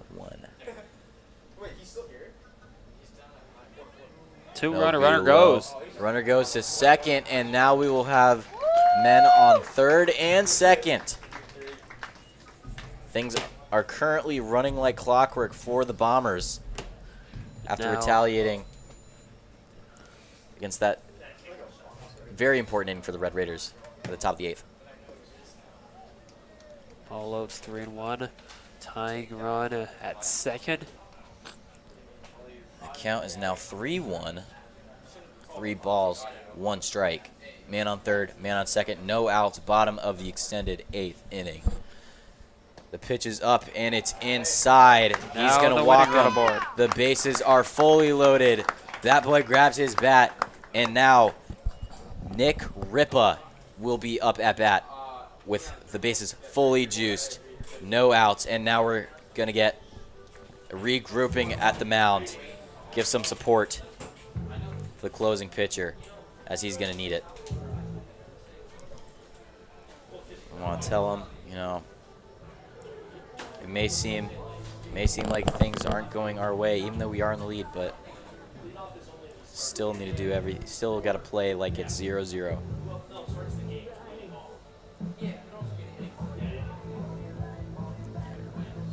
Regroup here.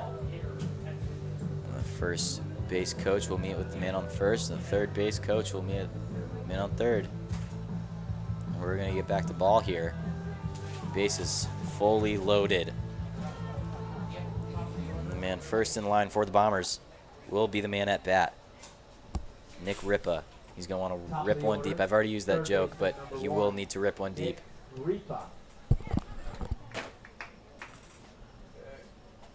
For the Bombers. Winning run now at first, tying run now at second. He's going to crack one deep into left field, and the Over left the head. fielder will not haul it in. The runner will go home from third. The man from second. Oh. We got a little bit of slippage on third base. And he 2 stays runs there. The will game's be tied. The game is tied. 2 runners will run home for the Bombers, and it is now a tie game at the end, or in the extended 8th inning. Still a man on second and third. Nick Ripa did exactly what the Bombers needed. And like, check right here. They Look at just that replay. went over the head. And at first, I thought he was just going to simply empty the bases, but they had to halt him at third real quick. And now we have a tie game with a winning run now 90 feet away. And that jet went just up of the glove of the left fielder. He couldn't get that squeeze. And they're going to intentional walk and send number 3, Tyler Obrecht, to first, having force at any base.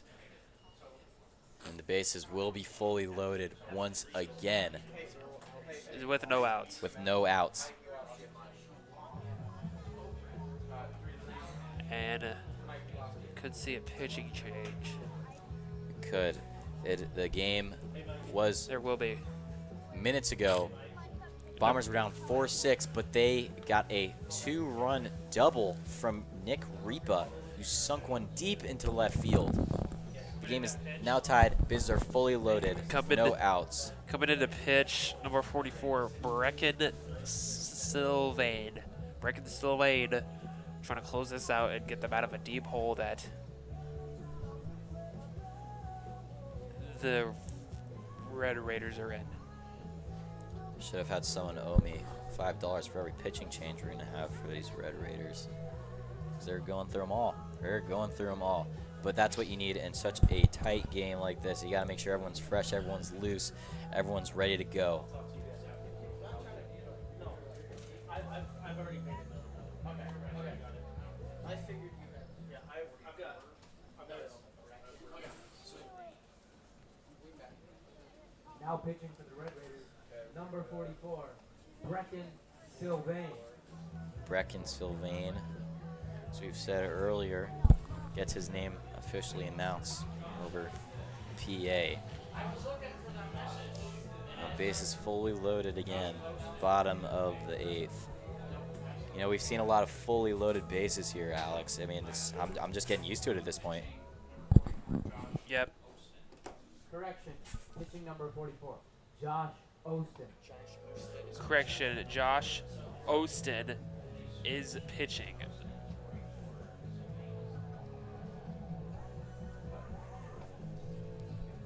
Sylvain will not be making an appearance. Yep, Holstead. We're getting a lot of... They must have swapped jerseys before the rosters got printed. Right, we're getting a lot of jersey number changes here for the Red Raiders. But, you know, first broadcast through, we'll make those changes and things will, well, they're running smoothly. They should be running smoothly now as far as what we're calling. After the intentional walk to Obrecht, See, intentional walk to Olbrett. number 18, Now batting number the first baseman, 18, Tommy Rowland. Rowland.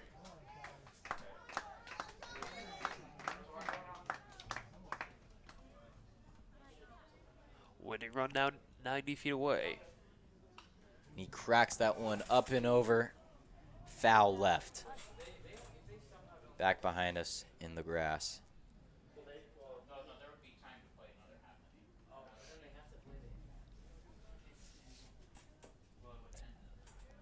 Oston. Hits one fast and right in center. Right down the middle. That's right down the middle, and that'll be a second strike. Gets a good early count, 0-2.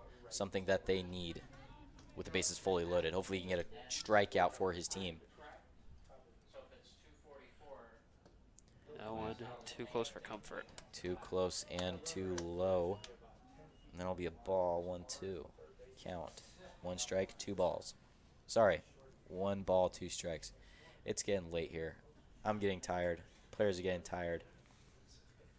And Oh, he'll take a big swung swing at that. That's a strikeout, something the Red Raiders desperately needed as they gave off 2 runs with no outs.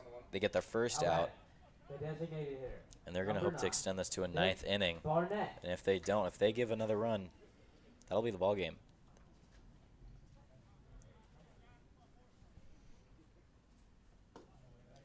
First Wow. pitch wide. Bit outside, first ball.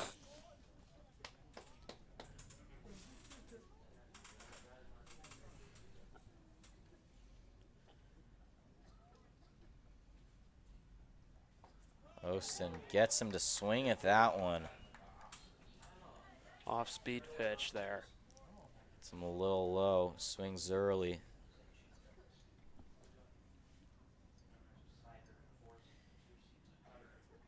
Nick Burnett, the Oh, DH, boy. will take another swing at that one. It'll be 1 ball and 2 strikes.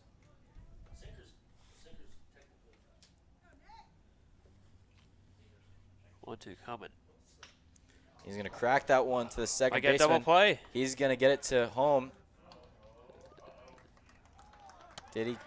Nope, So we'll get he's the safe at first, but nobody scores. So he couldn't haul that one in out of the air, but he will get the force out at home. Now batting. And he The left couldn't get it. fielder, He couldn't get the man number at first. 25, A lot going Luke on there, but only Tillman. 1 out for the Red Raiders. And now they'll have 2 outs. Bases still fully loaded for the Bombers at the bottom of the 8th. In a must-score inning. That's going to be a strike for Oston. And Oston's pitching well, closing well so far. Keeping composure. And we're going to get a pinch runner for the Bombers. Man switched into second. It'll be Aaron Einsel. Number 6 will be running to second.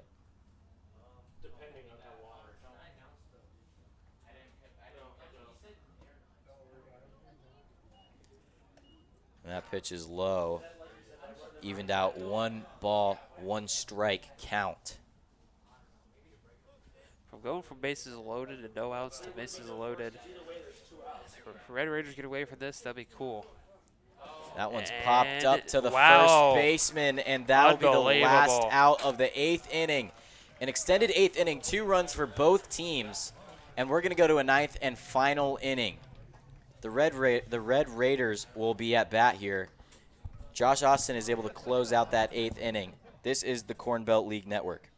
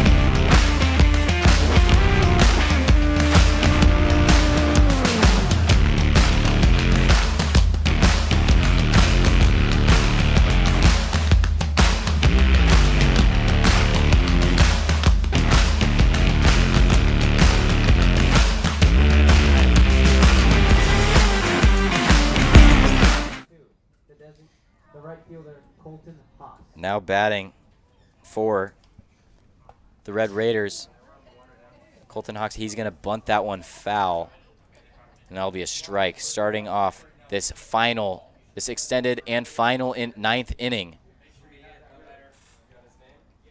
It'll be This will be it no matter what. If it's still 6-6, game will end in ties. Here's a bunt. bunted to the pitcher, swings it to first, and they Call him safe, and the runner goes to third. They're going to call him safe. Corners now full. Man at first, a man at third. No outs for the Red Raiders. On a final inning where you need to get a run. You have to get a run here if you're the Raiders. Because if you don't, you're either suffering a loss or a draw. And then you're going to have either an ugly one in the second half of your record or an ugly run at the final third of your record.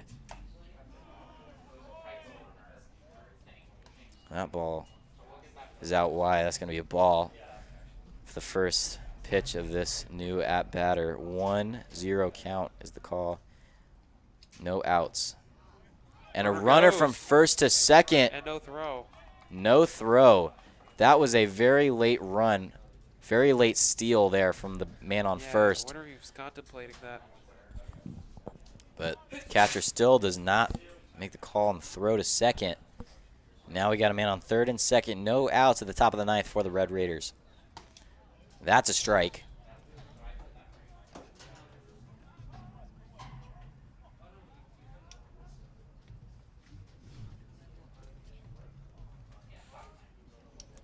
Pitch is up, and it's upstairs. 2 balls, 1 strike, no outs.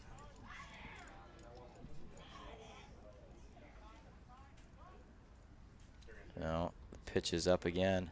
He's going to take a big swing at that. That'll be a strike. Count now full. Count is now full.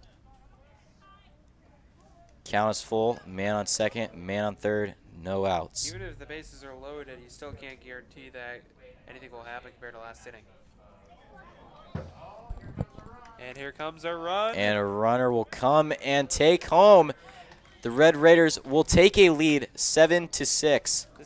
That might have been I think this is their third run, if I'm not mistaken, with the Bombers, but this might have been their third run off a wild pitch. So Yeah, and it definitely was of these extended innings. Both of those runs from the 8th inning came from a very similar play, and they're going to do it again at the top of the 9th.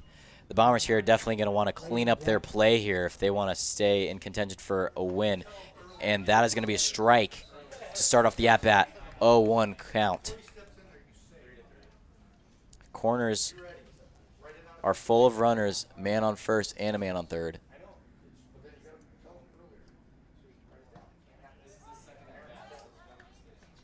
And that'll be a strike there.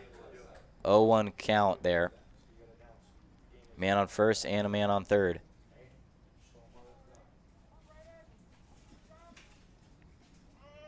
Pitch is up, runner from first to second, and he's not going to throw again. We're not seeing many throws here from if a man's running from first to second here. You know, it's a bit hefty of a throw, but the catcher's got to know his limits there. So now we'll have a man on third and a man at second for the Red Raiders as they have a 1-run lead. Oh, and there's a strikeout. And that's a strikeout. That'll be the first out of the inning. Batting now, the center fielder, number 1, Chris Calhoun. Now Chris Calhoun, the center fielder, will come into the batter's box, the southpaw.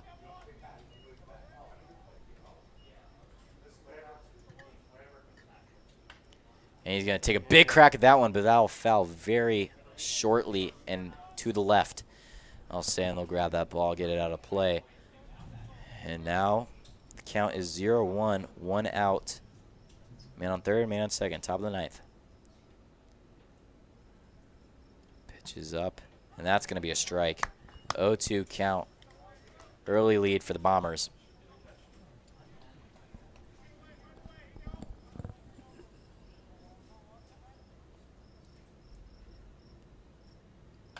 That's going to be high fly ball. cracked very loudly and very high. And they're going to drop that Oh my foul gosh. ball. That is a must-have grab and a very disappointing drop for the Bombers. And they're going to stay. They're going to stay. They're going to stay with one out. The Red Raiders. Kind of reminds me of Arkansas, Oregon State 2018, Game 2 College World Series Final. Google it if you don't know what happened. That was a heartbreaker in the CWS there, and he's going to walk. Throws his bat too. Ugh. Throws his bat, not feeling the ball. Just struck him in the back and in the shoulder. And now the bases will be loaded for the Red Raiders. Chris Boyd. One out for the Red Raiders. Bases fully loaded, and they now have the lead. This is exactly where they would have loved to have put themselves, and they did. Next up at bat will be Breeze Boys, the catcher, number 10. And that is a very inside, close pitch to hitting Breeze Boys. He did a great job of, not wanting to make contact, but keeping a good eye on that, making sure he's A-okay after that very close pitch. And that is going to be a strike, also close on the inside. The count is now 1-1. And back-to-back inside relevant pitches, 1 ball, 1 strike. And that is One's popped cracked up. hard, flies into center field. Center fielder puts the squeeze on it, and all the Nobody runners misses. will stay at their Now batting. correct bases. Third base. First, second, and third are full. Nick Chanez. Well, that's a great job to easily execute it. No confusion, unlike the last play. But now with 2 down, runner's still 90 feet away.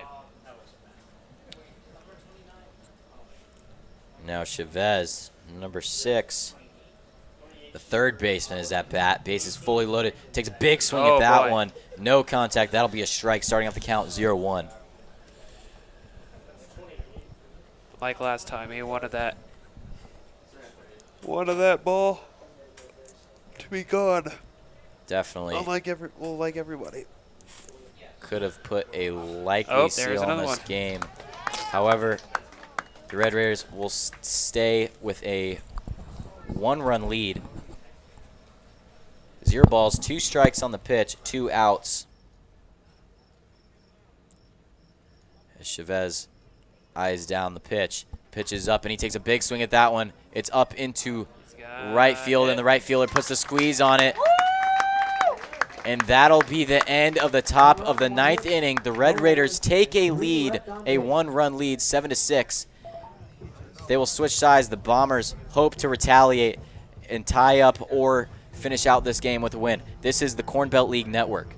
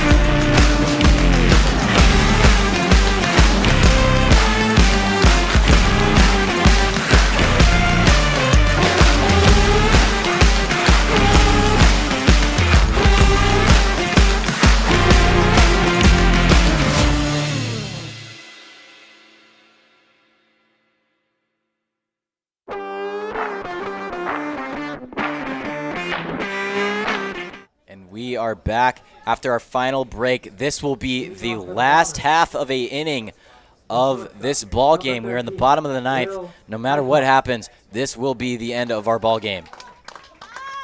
When there's Whether- a tie, this will be it.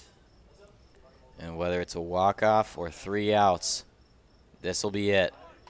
And that'll be a bunt attempt from the Scooped runner. up and out at first. See, he's out at first, but he achieved his ultimate goal of getting that man on second over to third, as that man was on second from the last out of the last inning.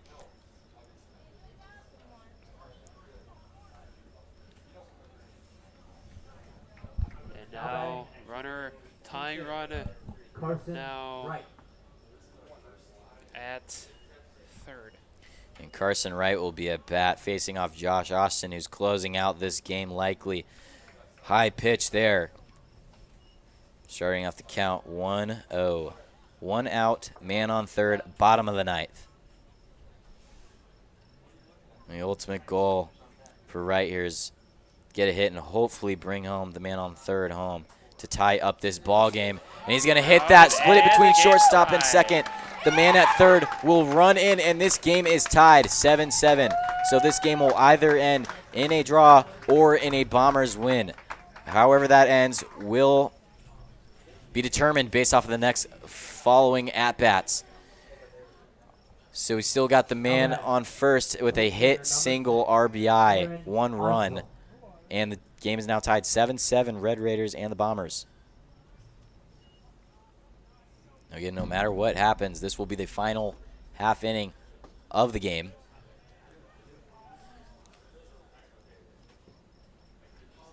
So once the Bombers get 1 more run, or if the Red Raiders get 2 more outs, this game will be said and done.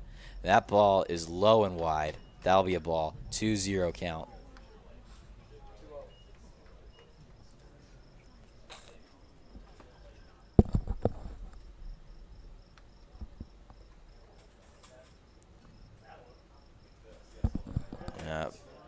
That pitch is upstairs. 3-0 count. Josh Austin, not the start of this at-bat that he wanted. Hopefully he can regroup here. And he's going to walk him. He'll now the Bombers will now have a man on first and on second. Winning run at second.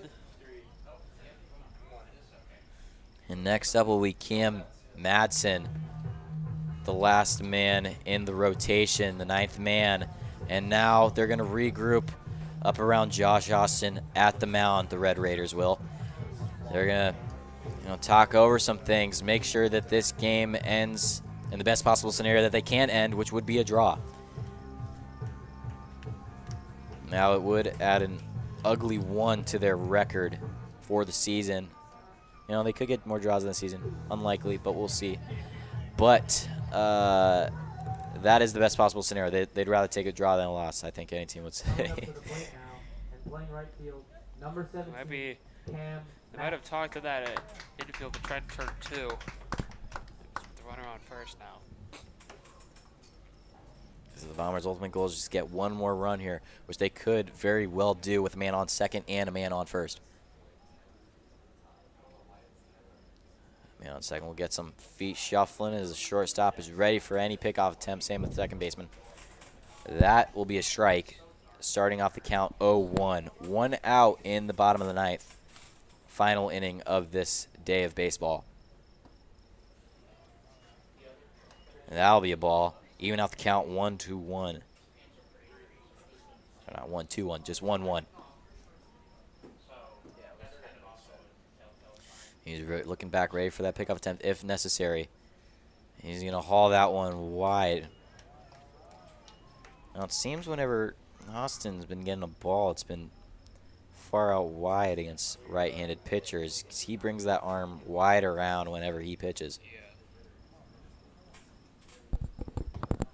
Yep, he does it again. That'll be another ball, 3-1. 3-1. One more, and the bases will be loaded. And now the winning run could advance to third base. What we saw last inning, the Bombers had their bases loaded with nobody out. There we go with another bases loaded. And he's going to watch that ball go over him upstairs. Bases fully loaded with 1 out left in this inning for the Bombers. You got your reminder yourself, the Bombers, last time they had bases loaded with they had nobody out, and of course they scored Number 1. nothing at all. But now here they are with 1 out. Well, Nick Ripa, last time he was at bat with the bases fully loaded, he scored a 2-run double. He's going to foul that one back into the right, up and over our heads. Starting off the count 0-1 with 1 out and the bases fully loaded at the bottom of the ninth. Tie game 7-7. He's going to crack that one foul again. Ripa's been making lots of great contact today. This at bat can't get any in play, but so he'll suffer an 0-2 count, but he knows he can make contact. And he's gonna foul that one again. Still continuing to make contact. As we're nearing the end of this nail biter of a game. Lots of lead changes, lots of comebacks. Yeah, it is. This is a great game. He's gonna crack that one to right field. Just foul. Just foul. Oh, that was close on the line. Now, if that ball were in play, man on third is running home, and that'll be a walk-off single for Ripa. But we'll reset here, and we'll do it again. As you said earlier, this has been a great game, and it'd be unfortunate if this ended in a tie. And this will be the 5th pitch at bat for Ripa. And 5th pitch at bat, but no balls.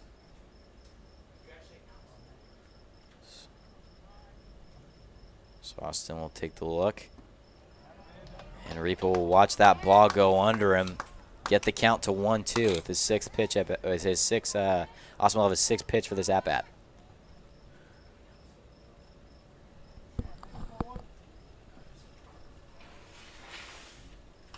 He's going to crack that one foul again, and that was great contact, but well behind him. Yeah, that's going clear into the parking lot. Yep, went to the other direction. And you can cut this tension with a knife here. Our 7th pitch at bat, bases fully loaded. You're welcome, Connor. And he's going to watch that. He's going to watch that go by him again, even out the count 2-2.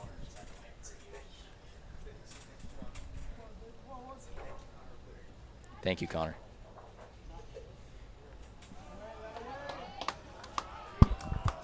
And the count is now full. 3-2, bases loaded. 1 out. 1 out, bottom of the ninth, tie game. It's as close as it can get. The pitch is up. He's going to take a big swing at it, and he has struck out Ripa. Now they do have another out to spare.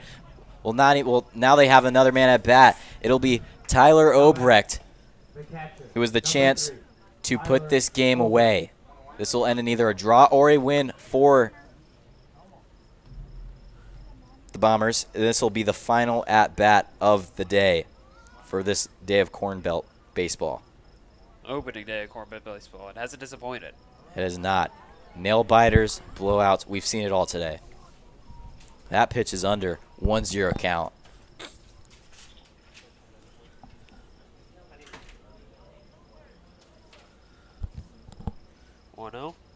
He takes a big swing at that, and that's going to be fouled behind us.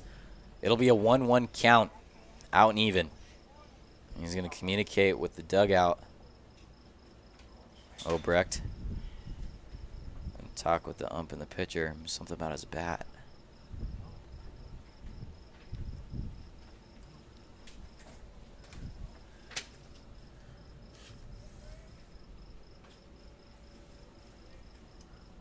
Austin. The pitch is up, and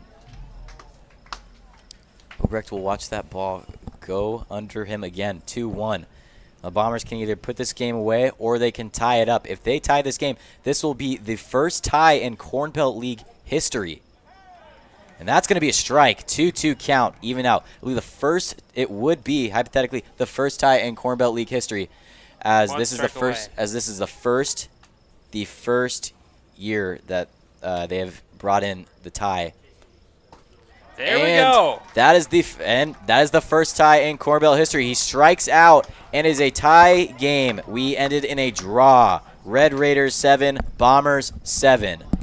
What a final Yeah. game nail biter in this day of Corn Belt League baseball. It's unfortunate that this great game has ended a tie. And, well, Bombers and the Red Raiders start the season 0-0-1. And for the Corn Belt League Network, this has been Jackson Ingolstad and Alex Tejan. Thank you very much and have a good night.